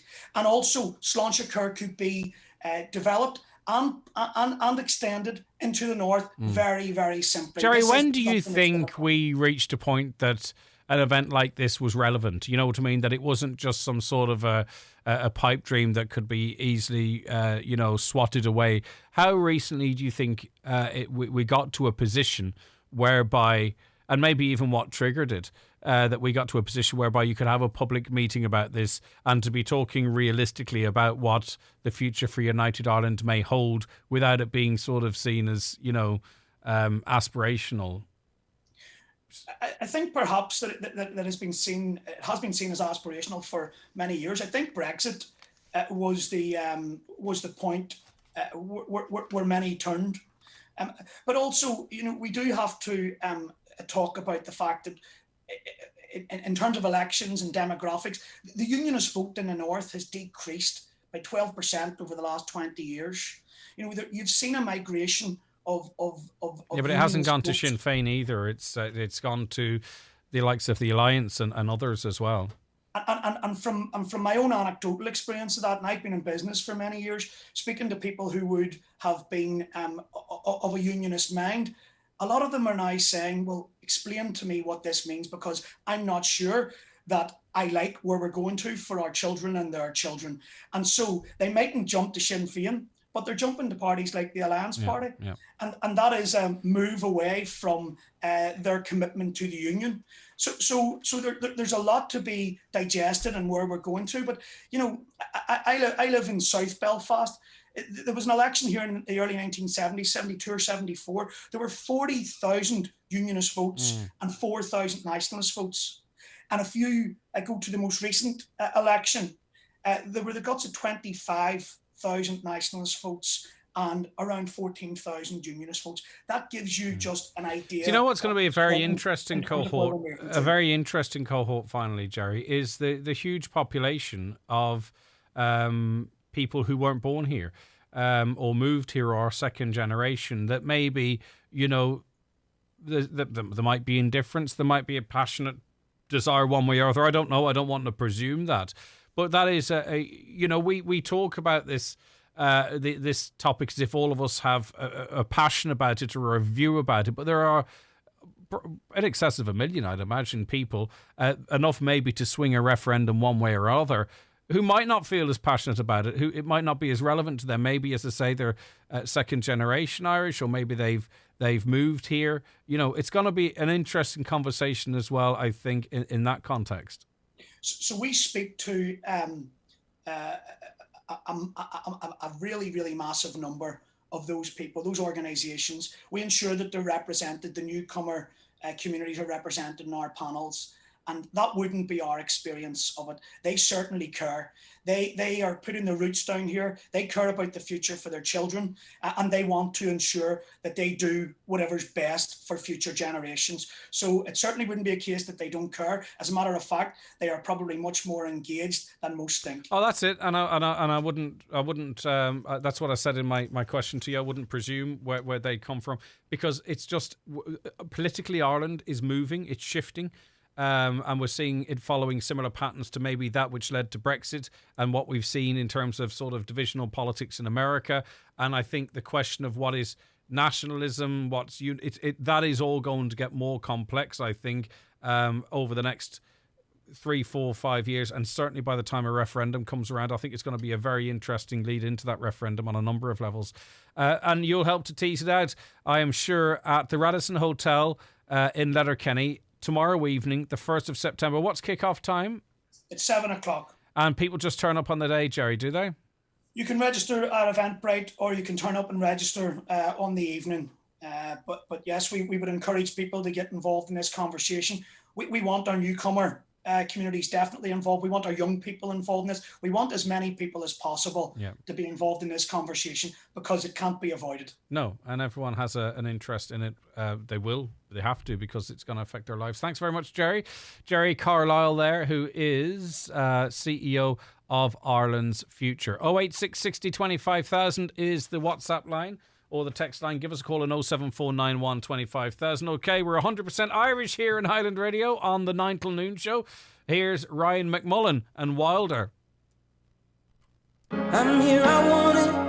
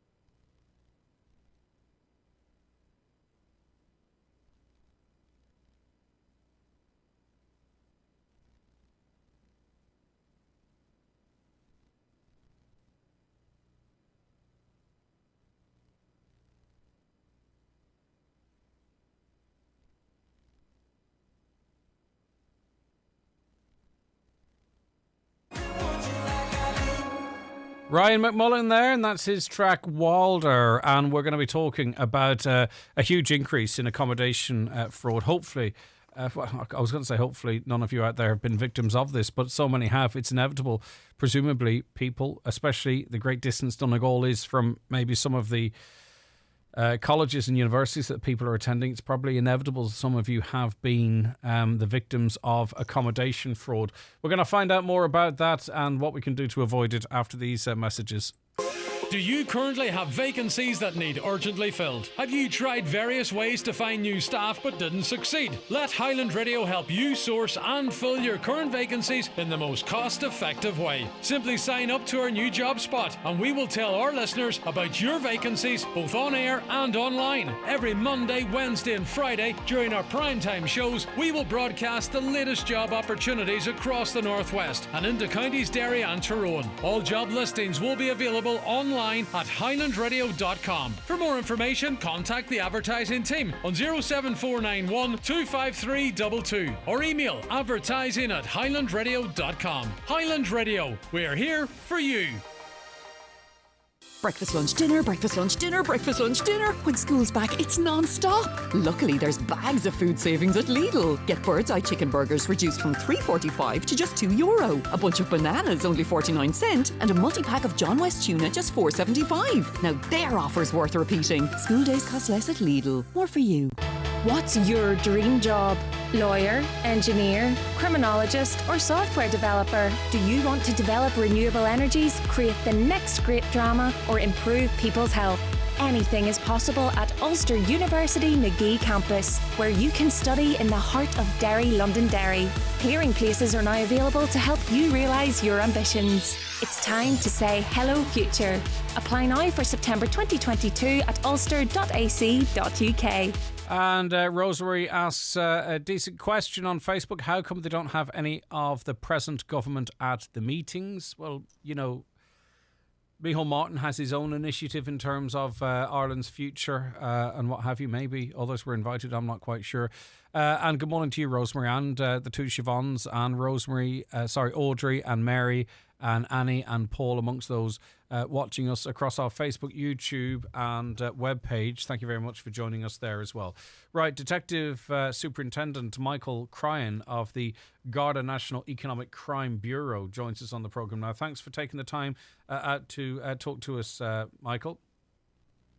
Yes, good morning, and thanks for the opportunity. Right, okay, we've seen a significant increase, haven't we, in accommodation fraud in 2022. Is this sort of an emerging fraud? Like, are we seeing an increase from a low base, or is this an increase from a high base? What we did was we compared the figures to 2019 because of COVID in 2020 and 21. There was a lot of students were studying from home, and the issues were not there. Accommodation fraud has been around for years. Traditionally, it was the individual, taking deposits from multiple people for a spare room and no spare room, or a number of people arriving on the same day to discover they've all paid deposits, to more organised crime involvement where there is cloned websites, where it's far more sophisticated with money being transferred out of the country. So what we saw was a 30% increase in reports for 2022. But more significantly, what we saw was that the amount of money stolen so far in 2022 has exceeded what was stolen in 2019. There is 50% of the victims are under 25, about 55% are female, and there is a good percentage of them living in the Dublin area as well. So, sorry, they're living in Dublin, or they were trying to get accommodation in Dublin? Sorry, that they're recorded as occurring in the DMR. Yeah, but so they could be from Donegal, Sligo, Galway, whatever. More than likely, they're from outside of the Dublin area if they're looking to get accommodation in the Dublin area. Okay. Or they could be from outside the country as well. So you mentioned some ways in which people are being defrauded. What is the most common? And as I said, I think just before the break there too, I think if you're trying to organise something, say for instance from Donegal and Dublin to go up and down a number of occasions, we might take a leap of faith to our expense in terms of doing something remotely and not maybe doing all the checks we possibly should. So, Michael, could you talk to us about, how people are being defrauded of their money? Yeah, well, the most prevalent way is the victim sees a advertisement on social media or in their trade of social media, or a pop-up ad for an apartment in a particular area that's close to, or they have been looking for accommodation and they go on to a website which turns out to be it's a cloned website. Or they may be on a cloned website and then they'll get a phone call because they've entered their details, and the fraudster will actually ring them and offer them a once-in-a-lifetime deal that has to be done today. So there is a number of red flags, and that is one of them, that if there's a sense of urgency, it's a one-time offer, only you getting this offer, but you must take it now. The advertisement is via social media through a pop-up ad. Again, it's just something to be conscious of. The main red flag is that if the rent seems too good to be true, it probably is.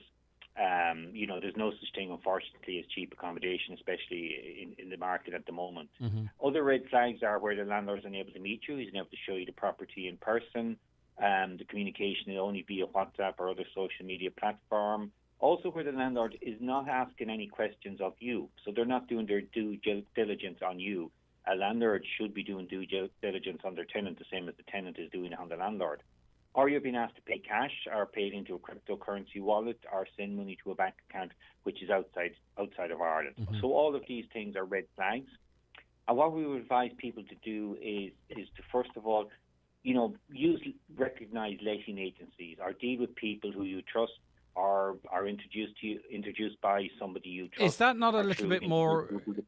Is that not a little bit more complicated now, though, with the massive push on for the rent-a-room scheme, or are we less likely to see it in that area? I'm just imagining someone going, right, I could say I have a room to rent in Dublin, and I could start applying all the same pressures, saying, look, there's huge interest in this. If you want this, I'm going to have to look for $7,000 of the $14,000 up front.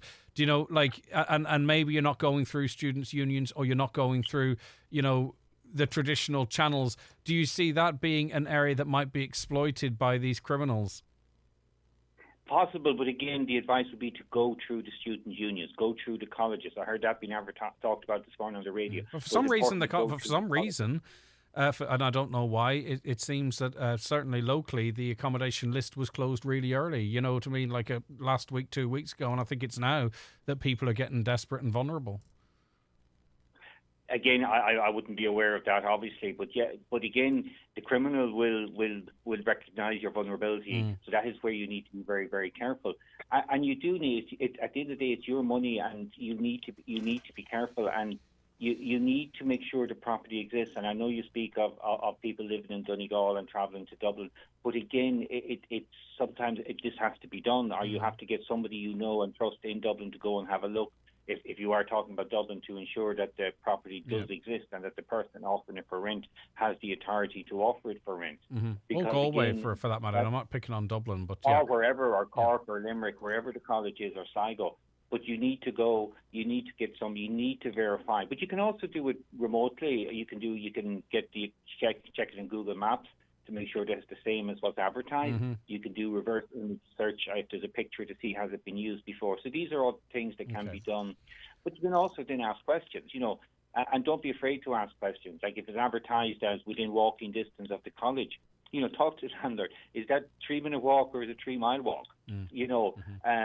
So these are all things, and do your, he gives you a location, do your checks on Google Maps. What is the distance to, is he underestimating it as well? So all of these are things you can do. And it's the same sort of crossover in terms of buying a car. The kind of same pressures and, will all be applied. They're kind of standard. They're just, to some extent, switched between the various frauds.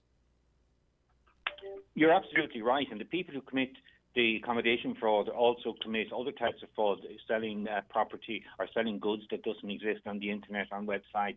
They commit it's the same criminal organisations that commit the vast majority of these online cyber-enabled frauds, what we call them. Is there something you want to add there, Michael? Sorry.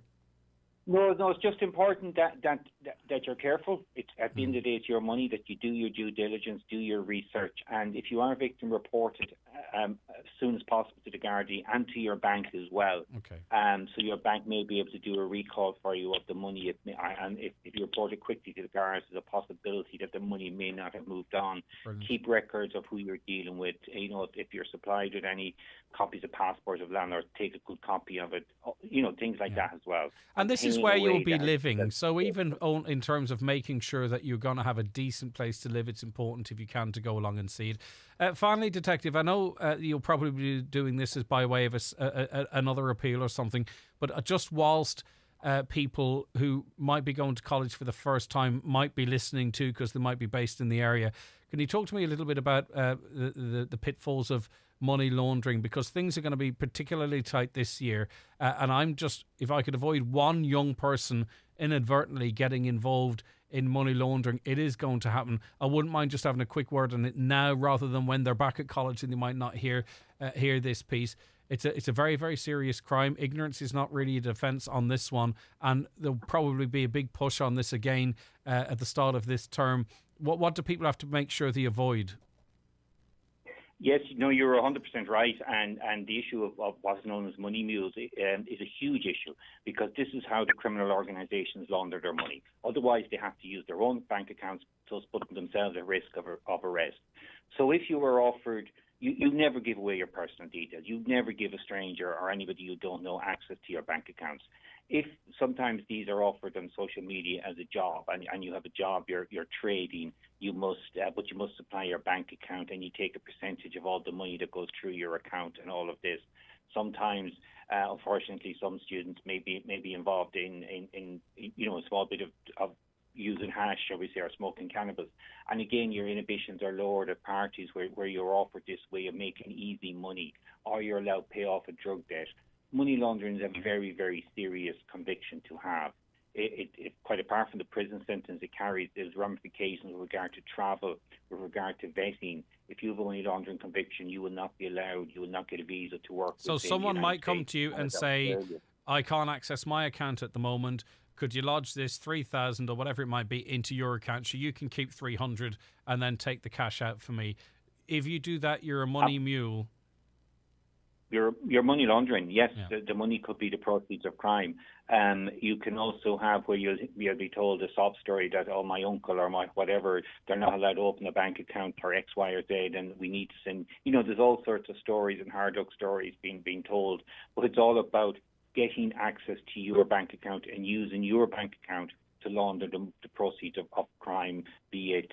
And the other thing that's not to be forgotten as well is that fraud. The proceeds of fraud pays for other crimes. So it pays for trafficking, it pays for people smuggling, it pays for the gangs who use these profits, use it to finance other crimes. So this is who you're, as they say, getting into bed with when you become a money launderer and when you allow other people to access and use your bank account. All right, Detective, sorry to wander into that area. As I said, I just wanted to strike whilst the iron might be hot in this area. Thank you very much indeed. That's fine, and okay, thank you very much. All right, Detective Bye-bye. Superintendent Michael Cryan of the Garda National Economic Crime Bureau. €1,300 is the medium amount that people are being defrauded of. 291,000 stolen from people in 2022. That's up from 250,000 in 2019. So if you've been a victim of that and you want to share your story, get in touch with us, 086 60 25,000, 086 60 25,000, or call 074 91 25,000. Right, okay, so Unfortunately, history tells us that the school transport system in this country is a mess. We deal with it every single year. It's an absolute basket case. So what was going to happen when you didn't make any changes seemingly, but then declared, which I'm sure it's welcome to many, that it was to be free for many children? Well, we're starting to see what happens when you do that. Deputy Pádraig McLaughlin is Sinn Féin Party Whip, Donegal Deputy, and is calling on the Minister for Education, Noel Foley, and the government to sort out the school transport mess that he believes they have created. Good morning to you, Pádraig. Good morning, Greg. All right, so what are your constituents telling you? Well, again, this morning, I got phone calls. One of them I'm very concerned about, where I think up to 10 young students were left behind in Clonmany, and there wasn't enough room capacity in the bus to take them to Carndonagh. Yeah, but a lot of the time what happens there, it's not even about capacity. Students are not on bus runs. They're being left behind at schools, and one bus is going east, one bus is going west, they're going south, and a bus hasn't even been provided for them. Sorry, I'm not wishing to complicate the specific story you gave, but it's not simply sometimes capacity. It's actually a route has not been assigned to those children that was there before. Yeah, and while we welcomed the news that there would be free school transport for this year to reflect the cost of living crisis, it was good news. We always feared that the plan wouldn't be put in place by the government, it wouldn't be gripped properly, and that's proven to be correct all around the country. But in terms of Donegal, right across, I can only speak with authority about North Donegal. If you take the Inishowen Peninsula, you take Letterkenny, Kilmacrennan, right across the area of North Donegal, Finn Valley, we've been receiving reports from families, and we're obviously contacting Bus Éireann. And the problem is, in years gone by, there were people who got the concessionary tickets, so they paid for the service. They were less than 4.8 kilometres from the school. They paid for it. They got it every year. They're the ones that appear to be getting left behind. But what worries me even more now this morning is that incident in Clonmany, where I understand those students all had bus ticket, but again, the capacity wasn't there. It's a mess. Yeah, and are these secondary or national school children, are they? Secondary school students okay. in Clonmany, yeah. So we're looking into that from my office this morning, and it's just coming in now right across. There's a mix of schools and situations, and what we've called for now, my colleague Donegal O'Leary is our education spokesperson, he's a TD in Cork, and Darren O'Rourke is our transport spokesperson, he's a TD in Meath. So both of them are calling for the Minister, Norma Foley, and our senior department officials to come before the Oireachtas committees, a joint sitting, urgently to outline what she's going to do to put in place extra capacity. We cannot be leaving these kids behind. I'm not convinced this is about the availability of buses and drivers, because, say, for instance, through the tendering process, you might have 5 companies that might tender and one gets it. So there's 4 there, presumably, that were ready to go. I'm not convinced. I don't really know, but I'm not convinced that that's the cause here. We always had the problem of organisation, and this seems to me like that a setup that is already poorly organised is completely ill-equipped to organise all these extra numbers and to make it work and to allocate the right spaces for the right children. And I don't have great faith in this being sorted, because we've seen historic issues year on year on year. What's your take on it? Yeah, we had called for 10,000 more places across the country to be provided.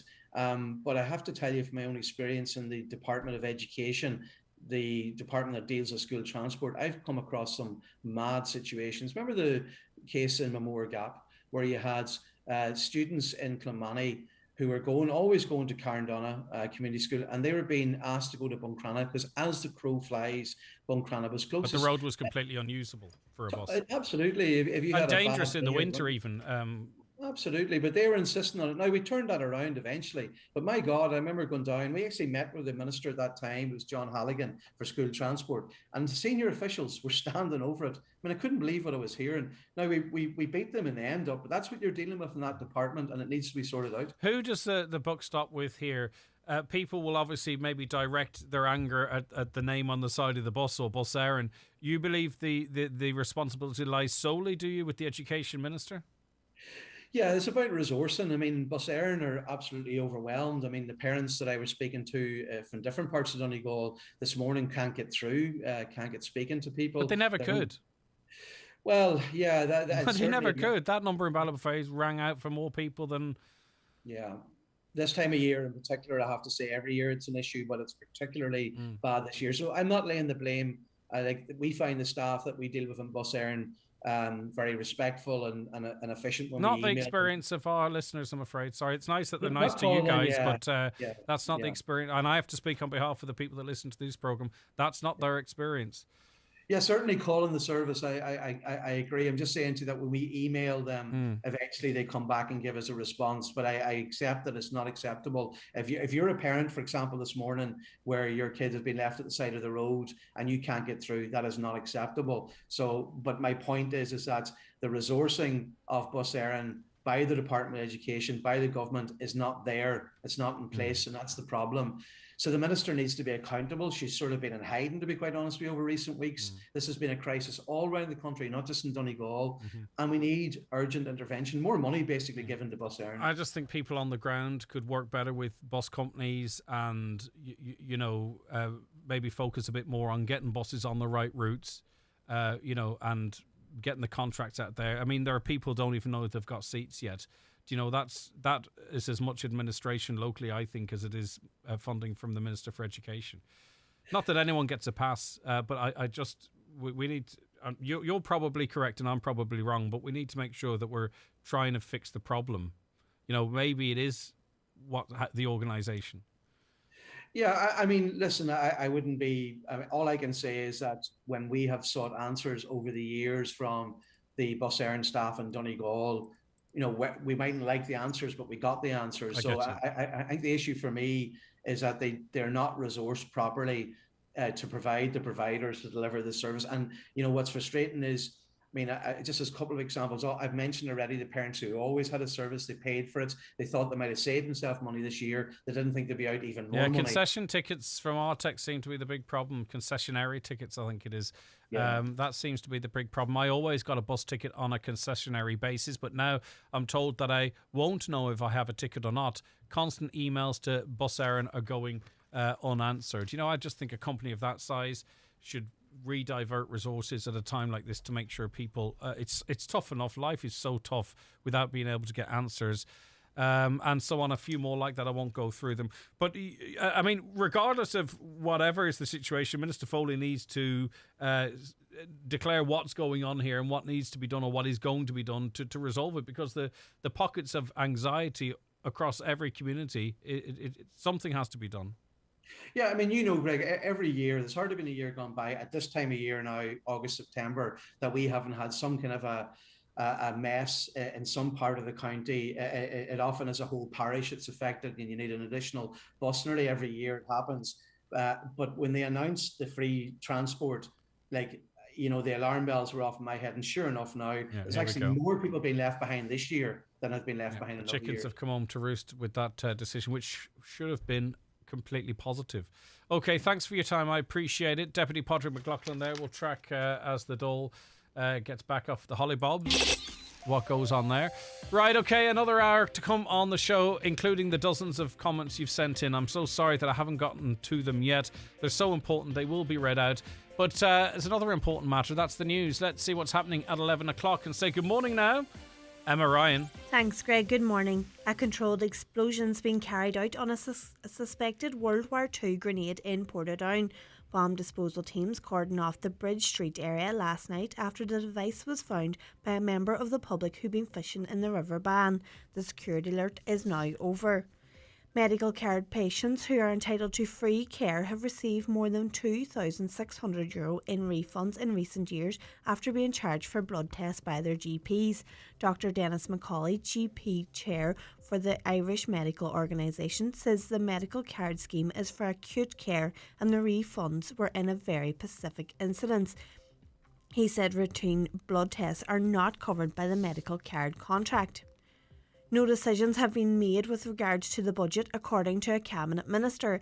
It's after advice from the Physical Advisory Council, which said there isn't enough money to bring in all measures mentioned in the last few weeks. This includes higher public sector wages, welfare payments and cost of living supports. Higher Education Minister Simon Harris said there needs to be a fair system for all Irish workers, no matter how old they are. A Letterkenny councillor has urged people living in the Bonnegee area to attend a vital public consultation into a scheme to upgrade wastewater treatment and collection in the area. Councillor Donald Coyle says a scheme, which was first proposed around 30 years ago, could provide much needed infrastructure in Bonnegee, Drummani, Drumnahoe, Lurgybrack, Lake and Woodlands. The public consultation is being held on Tuesday, September 6th from 12 noon to 4 p.m. in the Clanree Hotel. The Environment Minister is warning of a difficult and dramatic winter ahead as suppliers work to avoid energy blackouts. Yesterday, EirGrid told an Oireachtas Energy Committee that there's a heightened risk to Ireland's energy supply this winter due to the rest of Europe's energy supplies being tight. Eamon Ryan says switching to alternative forms of energy and providing support to households is essential to managing the crisis. And finally, new figures show accommodation fraud is up 30% on pre-pandemic levels. As a new college term begins, Gardaí are appealing to students to be cautious, particularly those moving to Dublin, where about half of the accommodation scams take place. That's all for now. We'll be back with an update again at 12 o'clock. Until then, good morning. Well, good evening, Emma. You on the late shift? All right, Emma Ryan. Thankfully, for once, it's not just me that doesn't know what day of the week it is or what time of the day it is. Thanks, Emma. On to the school bus situation. I sent my application before the 29th of July, and it told me my application was accepted. But when no tickets came, I started calling them. I waited an hour and a half. They told me it came up on their site. I hadn't applied. Now the children have no tickets, and I'm sitting in limbo and told to apply again. We need the government we need to get the government out of everything at this point and let private operators take over. The government couldn't run a bath. I'm not sure about the old private operators argument anymore when we see what's happening sort of in certain industries, but I take your point. Just wondering if anyone else is in the same situation as me. I finally got my daughter's school bus ticket yesterday, but it has a pickup point 2 miles in the other direction of where we live. If I have to drop them there, I might as well go the rest of the way and drop them onto school. Also, there is no pickup time or driver name, so we cannot contact anyone about it. What to do in a situation like that? We were talking too about going to your GP, getting bloods. Let's see what your contacts have been in relation to that. Hi, as a medical card patient with an autoimmune disease, I've had to have regular blood tests done and paid for these each time, sometimes every 3 weeks. I've kept my receipts, just wondering where to apply for my refund. It's on the HSE website. We'll try and dig out that link for you, okay? Because from our conversation earlier, I don't think you should be paying. Had the same problem when I went to a doctor's appointment last week in Stranraer. This is an issue we had with the Finn Valley Centre, I believe it was, people parking in spaces reserved for people with a disability. And this is another in the Stranraer area. They went to the doctors and disabled bays taken up by able-bodied people and a delivery van. Had to park in a driveway to get my daughter to her appointment. People need to understand these spaces are bigger for a reason, for those who need more room, wheelchair, etc. Good on you yesterday, Sinead, for speaking out. We were speaking about Ireland's future meeting tomorrow night in the Radisson. Of course, there's anyone from Sandy Row or Shankill at these meetings. Another, hi Greg, read this please. This is the type of political exclusion that goes on in Northern Ireland. No wonder the Unionists don't trust Sinn Féin and Pringle. Could you ask Jerry why no one from government is speaking at the meeting? Should British people not have a vote to see if they want Northern Ireland, for example, England? It'd be interesting what the British people might think. I think you'd have to give them a choice, though, between Northern Ireland and, say, a sandwich. And more might go for the sandwich. I think if you just said Northern Ireland, they might go, well, we'll keep Northern Ireland. I'm not sure. It depends how the question was phrased, because the Tories were very quick to turn their back on Northern Ireland when it came to getting Brexit over the line. Hi, Greg. This lineup is obviously not a broad society pick. All Sinn Féin. Fellow travellers, as they say. There's more than Sinn Féin. I mean, I don't think I'm not sure how closely aligned to Sinn Féin Thomas Pringle's views are anymore. You've got representatives there from new communities in Ireland, relatively new communities in Ireland. The traveller community will be represented at that meeting. I think realistically, what happens is if you were to probably invite government reps, and there are people within government, I presume, that would be more than happy to talk about a future of Northern Ireland. I don't know the answer to that question, to be honest with you. If it were me involved, I'd prefer to see some representation there, even if they were of like mind, not necessarily a debate as such, because maybe that meeting wants to be beyond the debate point and talk about, look, this is happening. What does the new Ireland look like? Greg, with regard to the HSE cybersecurity breach, it was operating on Windows 7 across its system. Yes, but it's how the breach happened, because the reason I jumped in there is because Jerry was talking about how you have a laptop at home and a firewall and all that type of stuff. We know the outdated Windows system and how it's costing $1 million odd a year, isn't it, to get Microsoft to patch it? But it was how it was exploited to begin with, and it was someone clicking a link on a laptop at home. But I'll read your message, please. Greg, with regard to HSE's cybersecurity breach, it was operating on Windows 7 across its system.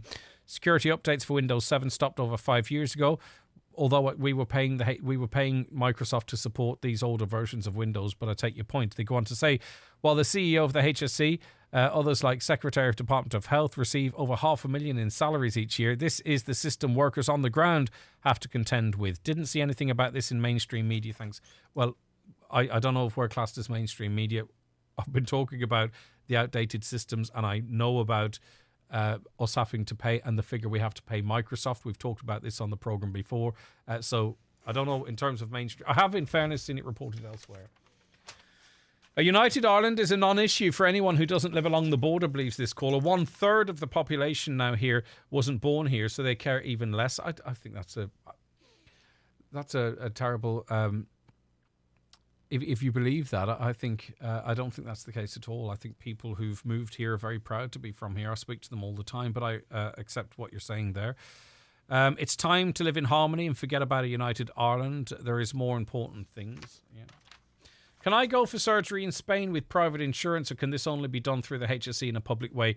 I'm not sure, but when we talk about the hospitals in Spain, it's the cross-border directive or whatever name it's under now. You don't have to be on a waiting list, by the way. This is a mistake some people make. You just need to be referred for a procedure that's covered in Spain. In other words, that they do it. You have to pay in advance. It's not just Spain, by the way. There's other places more closer to here. You pay in advance and then the HSE reimburse you. I am not sure what happens then when private insurance is in the mix. I'm not sure at all, because really what you're actually doing is, in going to Spain or Derry or Belfast, you're accessing a private hospital and you have insurance for that, so I don't know. Right, okay, let me see. Hi, Greg. An elderly neighbour, 82, who has gone through cancer treatment, had a PET scan completed in Galway 2 weeks ago. He got a notice of a follow-up appointment to get the results last week. His carer rang the consultant off, begging that the results be given over the phone, as it's a 10-hour round trip to Galway. She was advised that he had to go down for the appointment.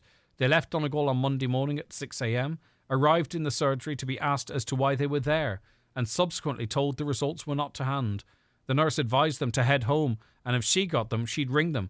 They were up the road 20 minutes when she called to advise that all was clear, which is fantastic news, and they'd call him back in 2 months. What a shambles. That comes in from Liam. Liam, there's a lot to unpack here. Firstly, you wouldn't have had to head to Galway if they had given them over the phone like they did as you returned from Galway, when they said, what are you doing here? Crazy stuff. Delighted, though, that the gentleman or lady, I'm not sure of their gender, got the all clear. Okay, that's I'm taken from that, but I understand. Terrible. Shouldn't have happened. Greg, when they did away with the Northwestern Health Service, that is where it all started to go wrong, just like the hospitals when they did away with the matrons. Greg, my daughter got referred to by a GP to hospital to have a lump checked and was marked urgent due to family history of cancer. When she rang to query if referral received, they said yeah, but was being triaged and would be on a waiting list. She explained her concerns and was told to get the GP to send in another referral. Was struggling to get to the GP in the first place. That's the basket case system there. And I think there is urgent, and I think there's something above urgent as well. I'm not sure of what the trigger points are there. It's not just doctors. I rang my dentist 46 times over the past 2 weeks. Can't get through to cancel an appointment in Letterkenny. It's terrible. I've tried all times of the day. It just rings, then says we're busy. Try again later. Something wrong and unfair when you have to shout louder for services. Sadly, this is the system the government parties have instituted in Ireland. There is, unfortunately, a reality to that. The elephant in the room is that our primary care and your first port of call to our healthcare is with private companies, which is your GP.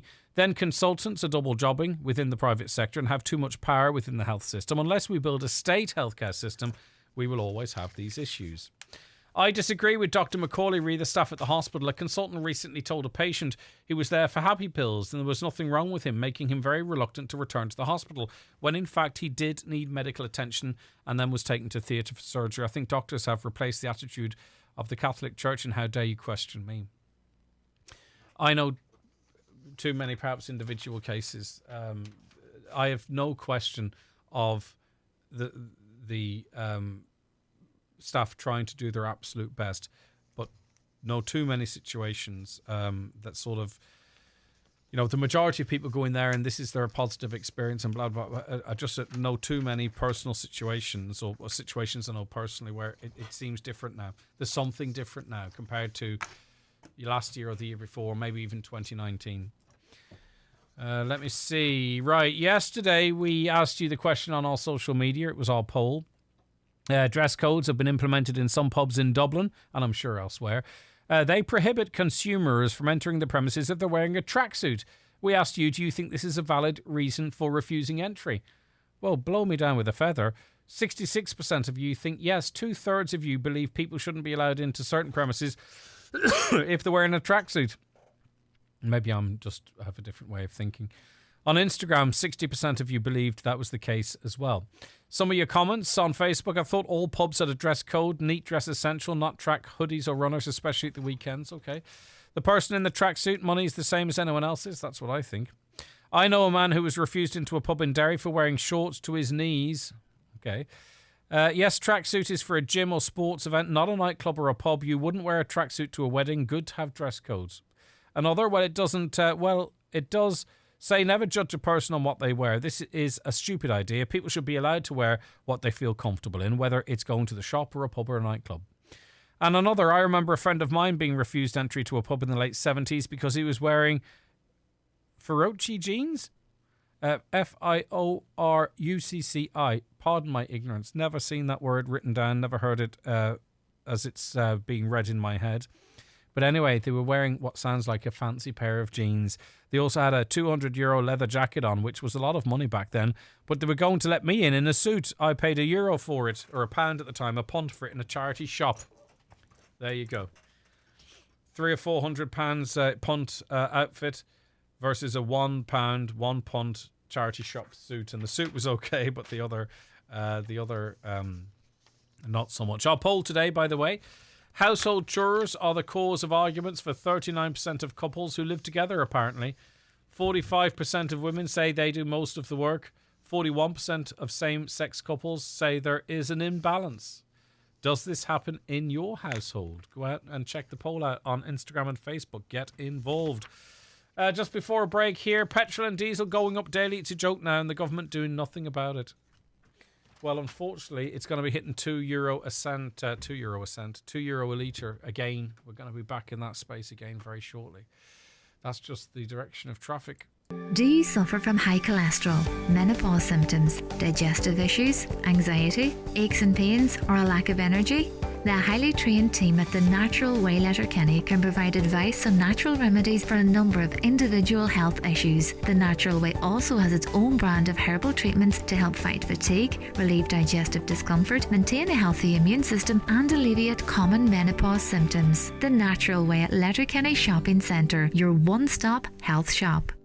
When it feels like money's tight, it's good to know that there's an Aldi price match at Tesco with hundreds of your favourite products, from Barry's tea to Kellogg's cornflakes. So you can be sure you'll find the products that matter most to you, all at Aldi prices. Because right now, every little helps. Shopping took place on the 15th of August. Price checked and matched on comparable products from select Aldi ROI stores and or online weekly. Price most often found is matched pro rata and excluding promotions. Products matched may vary by week. Product availability varies by store. For verification, see tesco.ie/groceries. The renowned Gallon Hotel Group Ballybuffet, featuring the Villa Rose and Jackson's Hotels, are hosting their Autumn Wedding Showcase on Sunday, September the 11th from 1 till 4 p.m.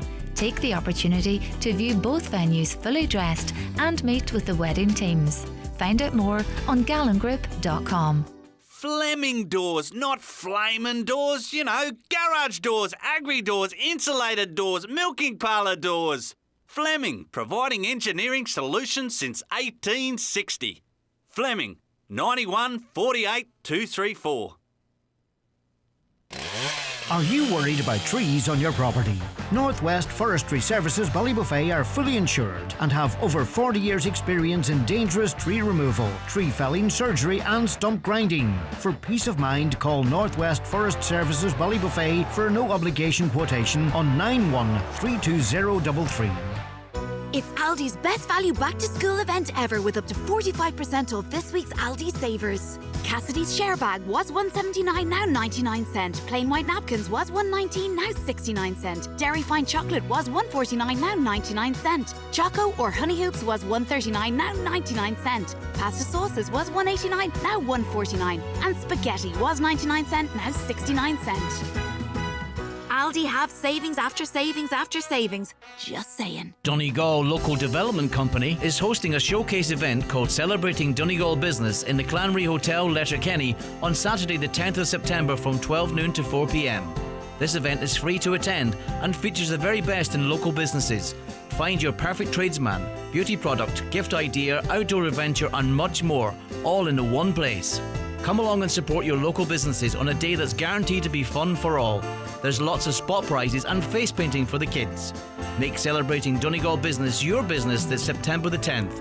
For more information, visit dldc.org.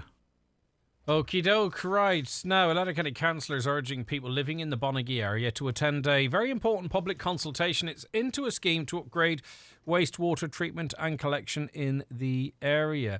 This has been on the agenda now for 3 decades, and if it comes to plan and it goes to construction, it would be important infrastructure for Bonagee, Dromani, Drumahoe, Lurgy, Leck and Woodlands and surrounding areas. Okay, so it's important as many of you go, but if you got a letter to say it was on, you might miss it. Let's talk to John here. Good morning, John.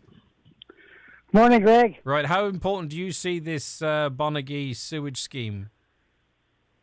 Vitally important. Tell us why. Well, I mean, there's a lot of building going on in the area. In my own area here, which is Bonagee, I mean, there must be 50, 60 houses that all have septic tanks. Mm. And about maybe a 4 or 5 mile radius. So, the first thing is that can't be healthy. Yes. We need to be going on to the public sewer then, the main sewer. We need the main sewer, and that's what this. We're not more than half a mile from it. Yeah, okay. The problem is, though, a letter went out, John, and this is why people might miss this meeting. That's why we're glad that you're helping us let people know it's happening. What did the letter say? The letter says Tuesday of 2023. Like next year, effectively. Yeah. Right, so that might be, a year and 3 weeks away. Okay, I wouldn't plan that far ahead on anything, to be honest with you, John. No, neither would I. I wouldn't roll those dice. But suffice to say, it's coming up in 2022. And the more people that attend, the pressure's on, isn't it? That's why it's important. Yes, it's very important. And it's very important that the people who sent out this letter get it right. You know, I mean, it's okay, they'll tell you it's a typographical error, but, you know, a letter of that importance, it needs to get people to a particular area for something very important. It should be right. And, John, as well as that, I had a little bit of joke about something being next year, but you know how slowly the wheels move in this country? Some people might look at that letter and believe it actually is in 2023. Do you know that they might not go, hold on, this is ridiculous. Nothing would surprise us nowadays. No, at the present time, Greg, nothing would surprise me about the Donegal County Council. Yeah. And if you look at it's been highlighted on your show, the traffic problems in Letterkenny for the last 3 weeks has been gridlock. Now they have roadworks, and I know they have to be done, They have roadworks up around the college, back road area. They also have them at the Old Town, and they have them at the between the Dry Arch and Postar roundabouts. So they have practically closed the town off. You know. The traffic works that go past Leck Cemetery, and not from Letterkenny, but I'm trying to work it out in my head. Some people might have gone down that road to avoid the 4 lanes, mightn't they? And that's probably causing even extra problems down there. Exactly. Right. There's a road past where I live. And at the moment, excuse me, and it's like a racetrack. You must have thought they've diverted the road in front of your place. Well, every time I see a lot of traffic, I think there's a bad accident down below. I know what you mean, yeah. You know. That's and normally when you would see that traffic. But people, I presume, are trying to bypass the road works down at the Old Town Bridge. Would that be right, or in that area? Yeah, that's correct, yes. Yeah. But anyway, to get back to the storage, you know, I think the letter, the Donegal County Council need to let people know now. You know, they can't depend on Highland Radio for everything. Well, no, they can't, but we're doing our public service here. The public consultation I know you are, is being held on Tuesday, the 6th of September, this year, next month. Not 2023. Yes. We don't know what we'll be doing. We could be pushing up the daisies in Tuesday, September the 6th, 2023. So it's between... Well, we won't be. We'll be okay. Between 12 noon and 4 p.m. It's in the Clanry Hotel. You need to get along to that meeting if you want to have your say. And the more people that go there, I think it sends a really strong message that this needs to be progressed as soon as possible, John. Yes, exactly. All right, listen, it's great to have you on board. Great. Thank you for helping us get the message out, John. And just now when I have you, I would like to thank you and your backroom team for getting a dumping cleared up in Bunagee. Well, listen, that's what we're here for, John. I had been under the council for 2 years and they done nothing. And I only got on to Donegal Highland Radio once, and they done something done. Well, so thank you. You didn't have to say that, John. I appreciate it greatly. And when I was speaking yesterday about the fact that we don't blow our own trumpets here, but we get little things done that are important to our listeners, and we get big things done as well. There's an example. Good man, John. What a lovely comment. In your 20s, you hit a fork in the road. One way is predictable, the office job, the salon. The other is the road less travelled, with the Irish Army, where after basic training you can qualify in a trade, learn computer skills, serve overseas, learn the life skills any employer will look for when you move on. If that's the road for you, the Irish Army is recruiting young men and women right now, so visit military.ie and be more in the Irish Defence Forces. These days, we're all looking for healthy, tasty family meals and lots of variety. The good news is that our fishermen continue to bring us the best of the catch, like fresh Irish hake and haddock. There are so many ways to enjoy them. Try delicious Thai curry with hake or mouth-watering Cajun seasoned haddock. For lots of tasty recipes and different meal ideas, visit boardbeer.ie and look out for Irish hake and haddock next time you're shopping. Fresh ideas, great meals. Mr. Blue Sky, please tell us. The Lotto jackpot is an estimated €4.8 million. Play responsibly in store, in app, or at lottery.ie. The National Lottery. It could be you. Hello from Team Hope. We're the people behind the annual Christmas Shoebox Appeal. We know you don't usually hear from us at this time of year, but we wanted a quick word with all the teachers as thoughts turn to the new term. We want to say thanks. Thanks for looking out for our kids, for inspiring them, encouraging them, and being one of the important connections in their lives. Thanks for making a difference to the children who receive the shoeboxes too. Thanks to everyone that helped Team Hope to make children smile. Hi, Marty Friel here. Hope you can join me this and every Friday night from 8 till 10 p.m. with Rockin' Hits on Highland Radio in association with Arena 7 Letterkenny. Why not get the gang together with dinner and bowling at Arena 7? Dine in the Woodbury Grill, Bar and Restaurant before taking to the coolest lanes in Ireland for bowling. See arena7.ie. What's your dream job? Lawyer, engineer, criminologist, or software developer? Do you want to develop renewable energies, create the next great drama, or improve people's health? Anything is possible at Ulster University Magee campus, where you can study in the heart of Derry, Londonderry. Clearing places are now available to help you realise your ambitions. It's time to say hello future. Apply now for September 2022 at ulster.ac.uk. Okay, so Wellness Wednesday time again, and our focus today, it's a big one, how to succeed in secondary school. Tony Bellew's been looking at this and has published a practical guide. He's going to help us navigate this minefield. Good morning to you, Tony. Good morning, Greg. Nice to have you on the programme.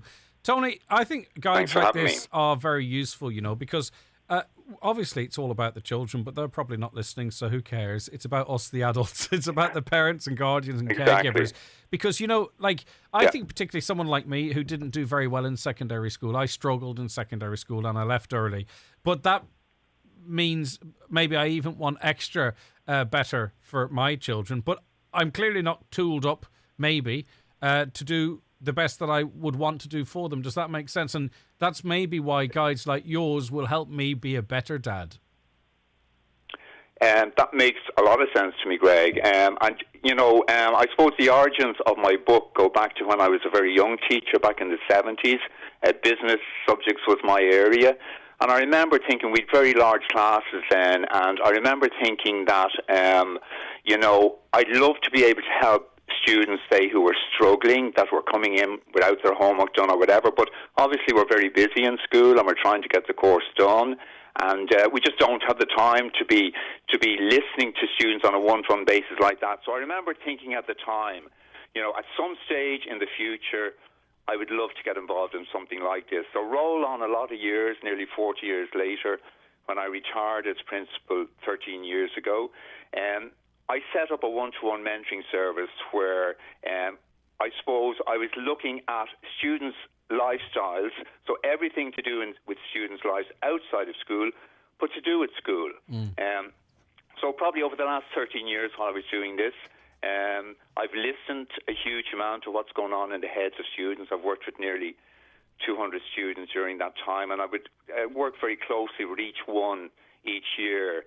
And what's in the book is, I suppose, my approach to everything, and I've strong views on a lot of things.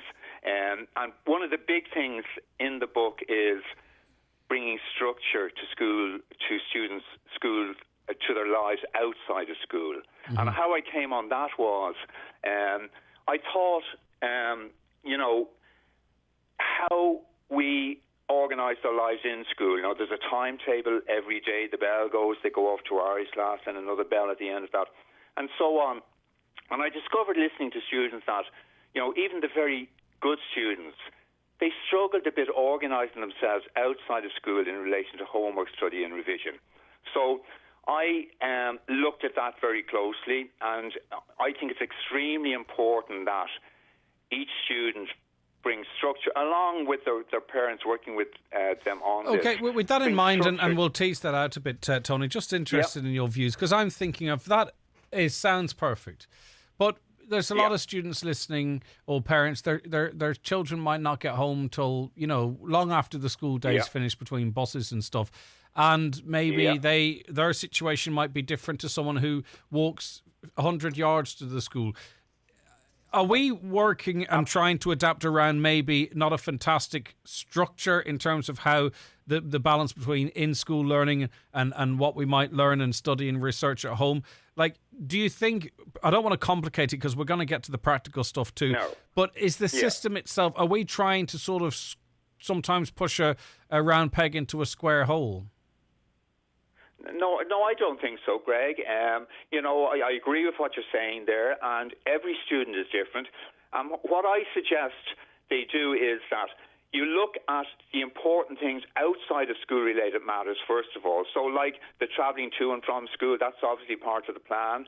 Then, I remember when I was working with, as a year head to first years, and I wanted to try and help them with regard to how they do homework and that.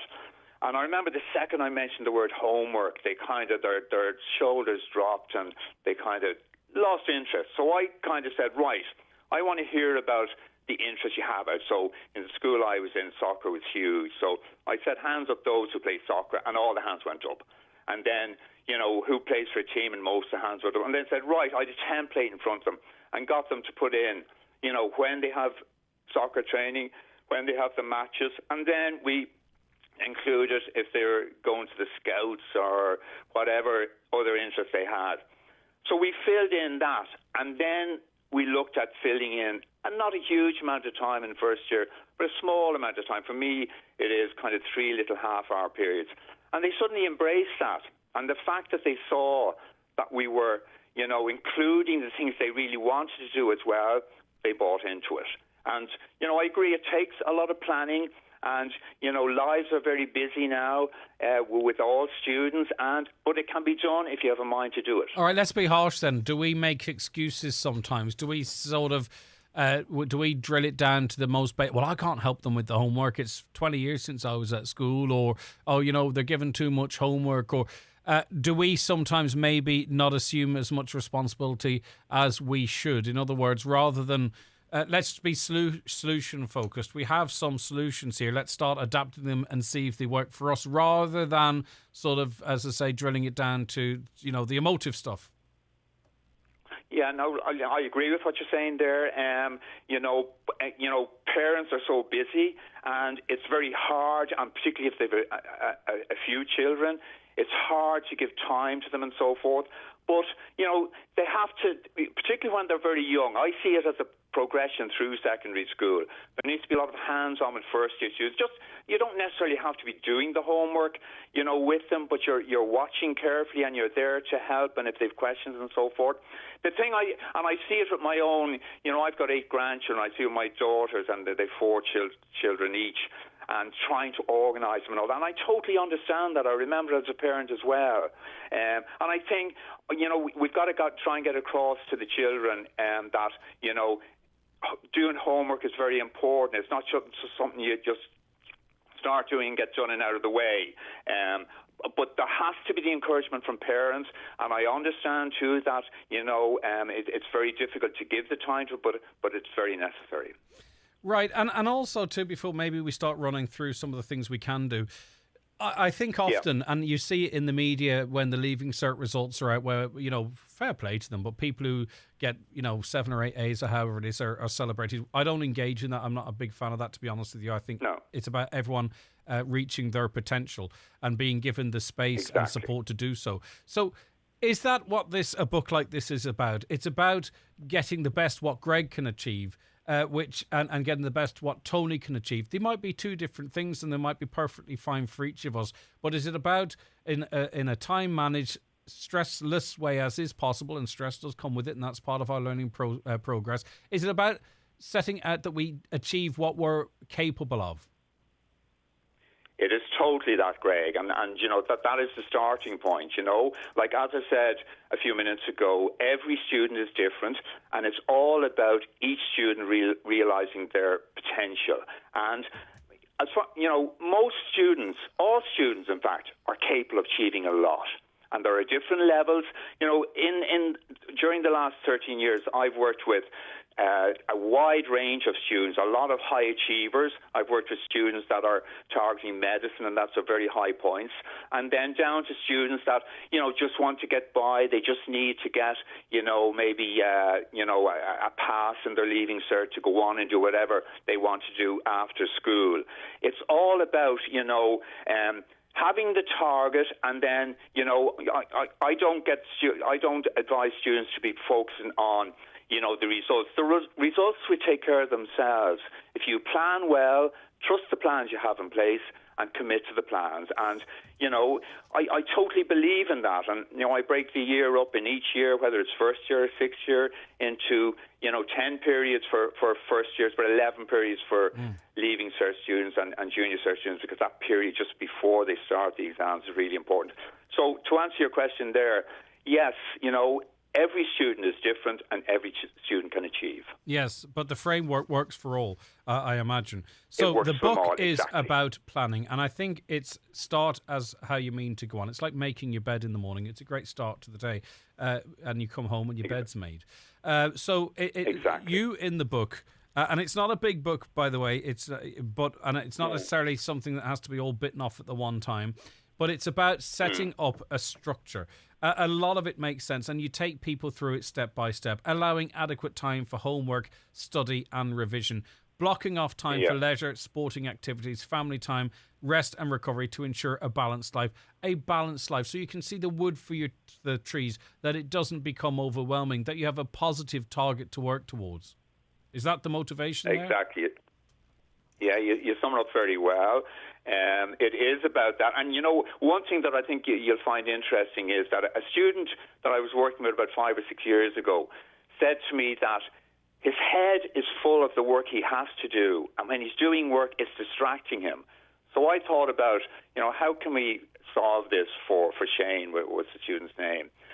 And I decided on a simple thing, that we've got to park the work in the head. So I introduced, this little notebook, and for want of a better word, I called it a work-in-progress notebook. I didn't think it was a brilliant solution at the time, but it worked really well for Shane. At the end of the year, when he got his points in LEAM, he said to me, that was fantastic, and it helped him so much. So every student I've worked with since then have used this work-in-progress notebook, and it's a simple concept. You just write in it work that suddenly might be prescribed that day by teacher, test next Friday or something, but I just can't do it now because I've got this homework to do.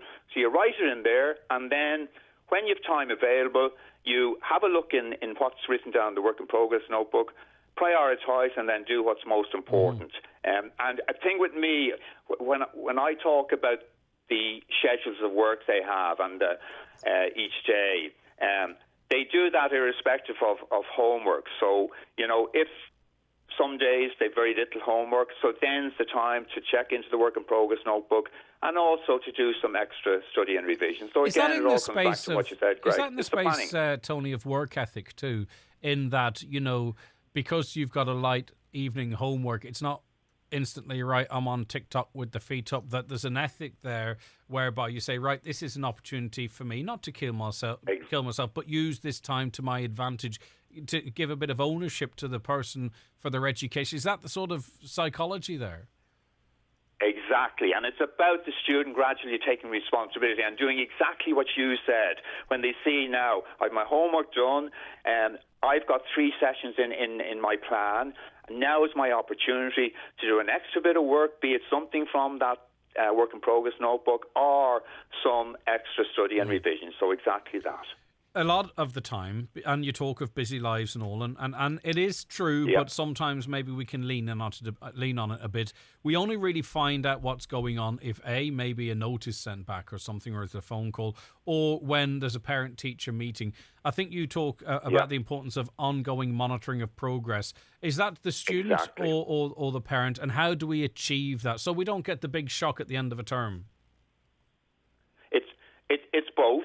But it's very important for students to monitor progress, because each student knows exactly what's going on. Now, the kind of monitoring of progress I'm talking about would be, how am I doing in ongoing class tests? Are there any warning signs there, that I'm not doing too well? What about comments from teachers? What are my parents saying? And most of all, I find sometimes, what is it that the boy or girl sitting beside me in class saying? They can suddenly hit the nail on the head about something and give good advice. But most of all is what's going on in the student's head. You're empowering the student here. Am I applying myself the way I should be? You're empowering the student. Say that again? You're empowering the student here. It's rather than sort of trying to hide some stuff or bluff your way through, or this is about the student sort of taking control of the situation here. Exactly. And I used to judge myself, Greg, on whether I was a good teacher or not. Coming towards the end of, say, with this Leaving Cert students, coming towards the end of the year, if they needed me an awful lot of that time for this, that and the other, I felt maybe I let them down a bit. But if they have taken responsibility for that point, and they're working away and you're popping around to see how you're getting on grand, and they're working away, they have their own plan, and, they're taking ownership of what they have to do. I think it's an important point here as well, is how to cope with setbacks. And I think the earlier that starts in the secondary school cycle, the better. And maybe that could be certain milestones not being the be-all and end-all, as important as they are. Talk to me a little bit about coping with setbacks. Because this book, just so I'm clear, who's the reader of this? Yeah. Is it the student themselves? Is it the parent or guardian? Is it both? like, you know, when we talk about coping with setbacks, are you trying to get the student to do that, or are you trying to help mum and dad or whomever it might be to equip the student to cope with setbacks? It's both, really, Greg, but ultimately it's the student that has to do it. I'll give you an example that will, which I think will tell you a lot about setbacks. I was working with a girl about 5 years ago, and she came in to me one day, and she was in a terrible state. She had left her set of French notes on the Dart, the local rail here. And she was in an awful state, so I rang Ian Road Aaron to see any chance. Anyway, we weren't able to get them, so I said, okay. And she was in a panic, and it was around January time, mocks coming up, and she was thinking, I'm going to fail my leaving cert. I said, you're not. But anyway, I thought about it, and we put a plan. I said, have you any good friend in your French class? And she said, she's a number of them who are serious about the work. Well, I said, you're going to borrow their notes over the next week and the week after if they'll allow that to happen. And you're going to spend the time, you know, writing up the notes that you've now lost. And she said to me then, Anya was the name, she said, but what about the mocks? And I've got to pray. I said, we'll sort this problem first, and the mocks will take care of themselves. So anyway, she did that. It took the weekend and half of the weekend afterwards, and she came in to me then, and she was happy, but she still was missing her own notes. But I could see then that this girl was going to deal with anything that came along. Yeah. Now, she probably didn't get the kind of grades that she wanted in the mocks, but she did in the leaving cert. And it's kind of an example, I suppose, of we don't know what's coming around the corner. And I try to get across to students that you've got to be ready for anything that's coming, and you're going to try to do the best you can to get the best possible outcome in whatever it is. Right. Now, people listening to this, because it can be, you know, it's tough. People might go, well, that's all well and good, but where do I start? Even this conversation might seem overwhelming, and that might be because of the way I'm asking questions, because trying to fit a lot in and skipping from point to point. But the thing about this book is that what we're talking about, it goes through in a step-by-step basis. When we talk about allocating time and timetables, examples are given within the book. So people don't have to sort of try and interpret what we're saying and apply it. That's what the book does. That's what helps people. Just a quick line from Siobhan, if you don't mind. Siobhan, good morning. You're not a big fan of homework, no? Hi, Greg. No. And, you know, the advice that has been given there by the gentleman was a book, Tony. It's fantastic advice, and I really agree with working smarter, not harder. But and it's not something that Tony can control, but just I think that teachers need to work among themselves to give childhood back to children. Now, I know they're fantastic and all that, but homework steals part of childhood. And I feel so strongly about that. That's right? where we're sort of, I mean, that's where we learn about, you know, work and rules and timelines and stuff. Is that not part of the whole education process? You know, and we're talking particularly secondary schools here now, in fairness, Siobhan, for the purpose of this conversation. But does your view apply to teenagers as well? They'll be broken in soon enough, you know, and times are changing as well. It's no longer this world where you have to. I mean, I and my husband have degrees coming out the yin yang. Would I force it on my children in the future? No. But what I just would like to convey. So I work full time. I come back to a little 6-year-old, right, who's tired and cranky, and then I have to sit through homework with him when I could be out in the garden planting raspberries and all these things that I'd love to do with him, right, which would be so much more valuable to him, which would give him motor skills that he is lacking. And I truly believe, I know that it's because he's not out doing enough things. But say when he hits secondary school, Siobhan, right, would then the shock of homework not be too much? And it'd be like, wow, what's going on? And then maybe if there was no homework at 12, 18 or 19, heading to college, or 17, or even then heading into the workplace, is this not a tried and tested way of us sort of developing as humans as we go into our brief adulthood? Homework definitely reinforces what they've learned at school, right? But part of the school day then should be given to that reinforcing, right? Because not everybody wants to achieve the maximum number of points, right? Some people want to love their childhood and enjoy their childhood, right? And their children at 12, 13, 15, right?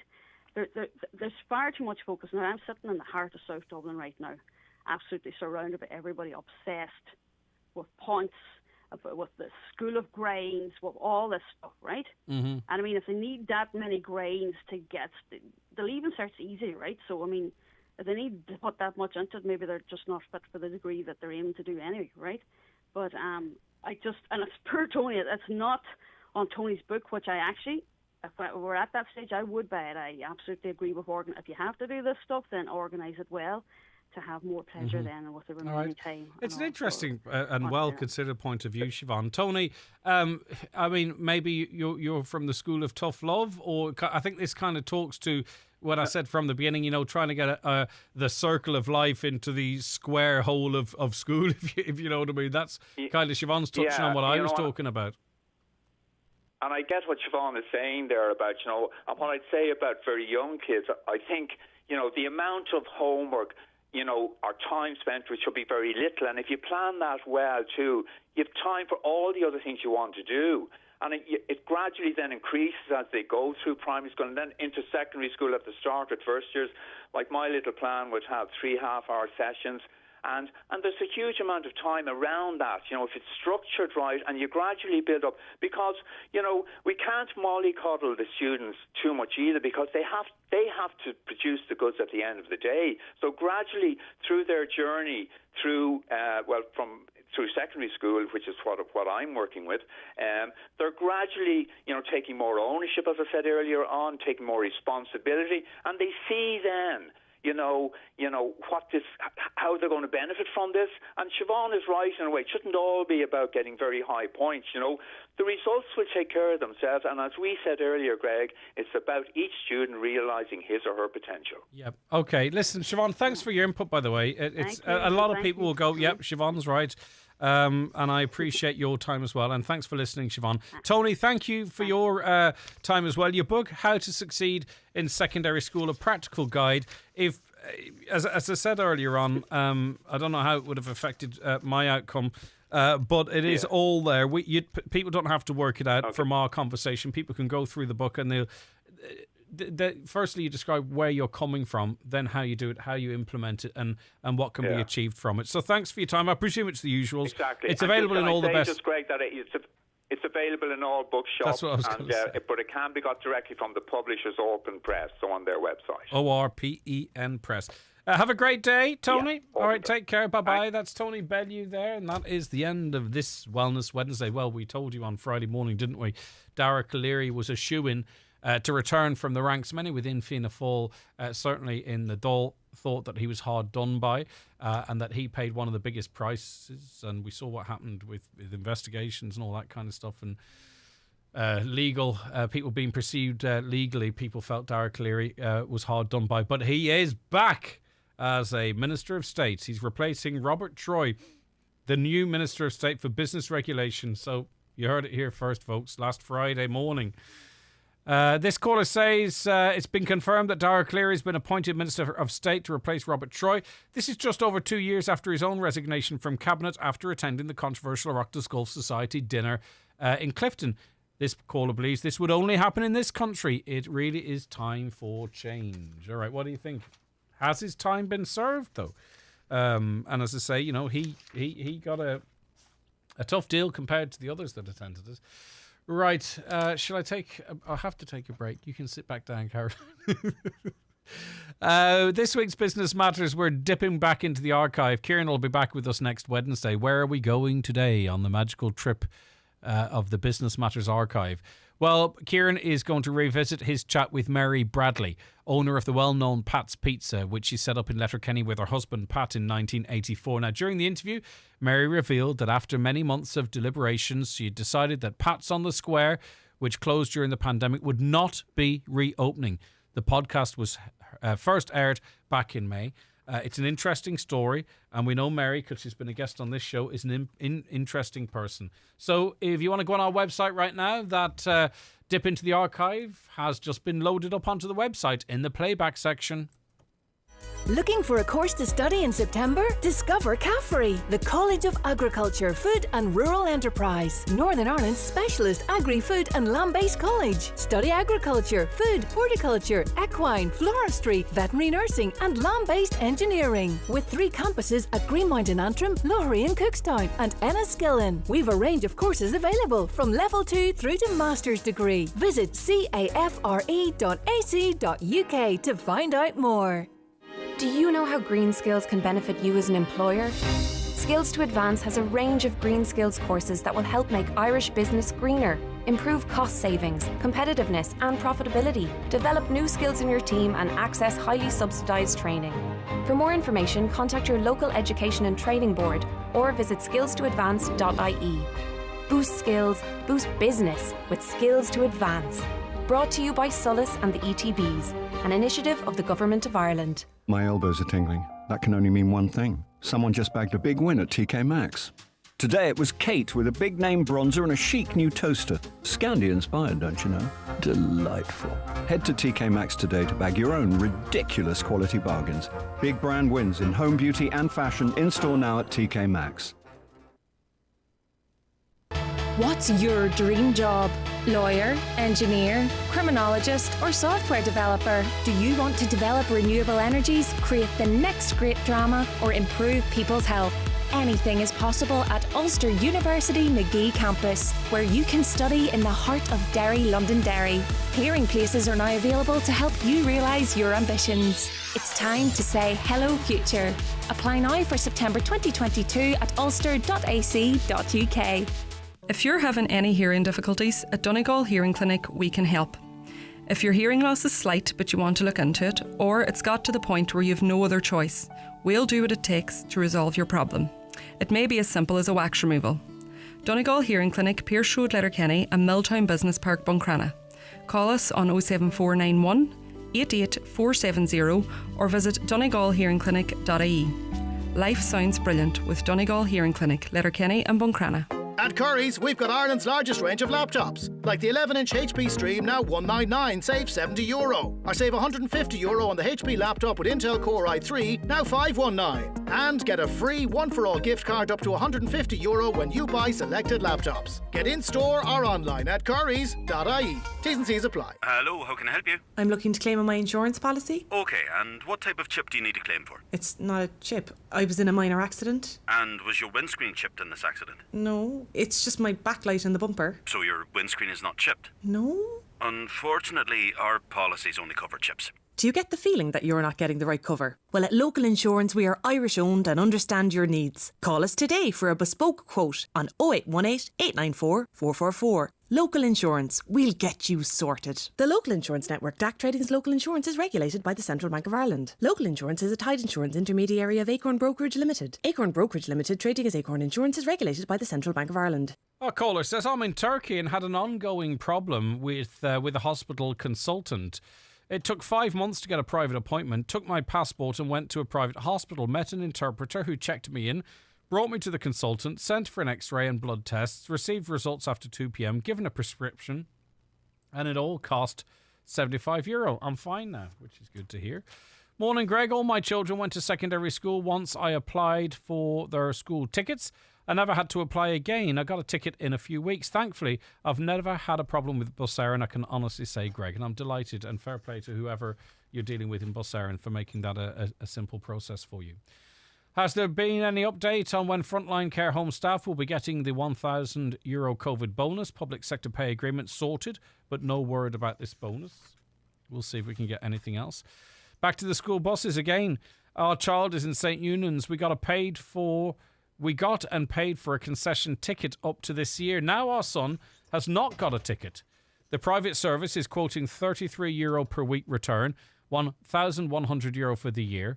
People would not pay previously are now taking up seats on the free service, that they would not otherwise avail of. Another mess, indeed. Hi, Greg. We had bad fog this morning and not a white line on the roads around Carrigan's, Dunmore, St Johnston and the Bog Road from Carrigan's to Newton. Can you get Paul Canning on to see what's the story? Thanks. Well, maybe Paul's listening or someone in his office is listening. What's the story? No white lines on the roads, especially as we're heading to winter. Let me see. Do you have to answer the phone on Friday if your name's called out in the draw? Say if someone was at work and couldn't answer. No, sorry. And I have a real issue with these competitions whereby, and I've said it before in this program, whereby you have to answer the call to win, right? And the problem I see there is people are driving and all that type of stuff, and you have to answer within a few rings. No, we might look at this. Answer. You buy your ticket, right? And if your number comes out, you win. That's it. There's no further action required on your behalf. What the point we're trying to make is that if you are happy to come on and talk about it, great, okay, but you don't have to.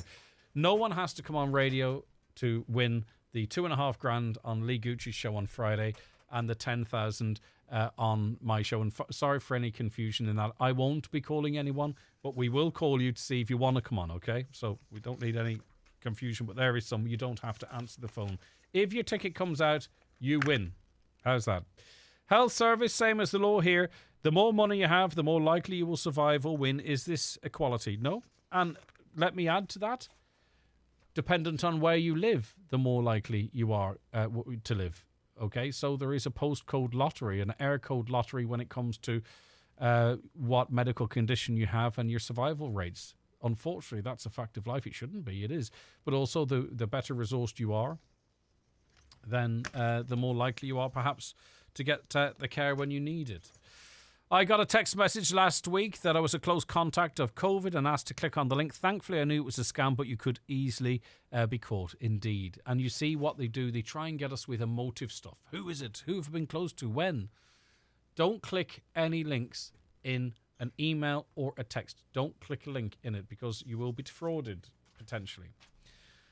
Because you see, what happens is once you click the link, they bring you to a website that looks exactly like the website that the email claims to be from. And that's it. And then you forget you clicked the link, and then you're engaging in a HSC or an AIB or an Ulster Bank website. And that's when they've got you, you see. That's why I emphasize as much, don't click the link. Because once you click the link, it looks great. Everything looks as it should be. How come they don't have any of the present government at that meeting? A lot of you asking that question. I don't like when they're not represented. I understand it. There was a recent event organised by the Women's Council down in Dublin, and it didn't have any government reps from it who are women and have a say and have a view and should be respected. They weren't invited to that. It happens. It seems to be the thing. And you know, sometimes maybe if you don't have that mix, you're just preaching to the converted, and really, is that progress? I don't know.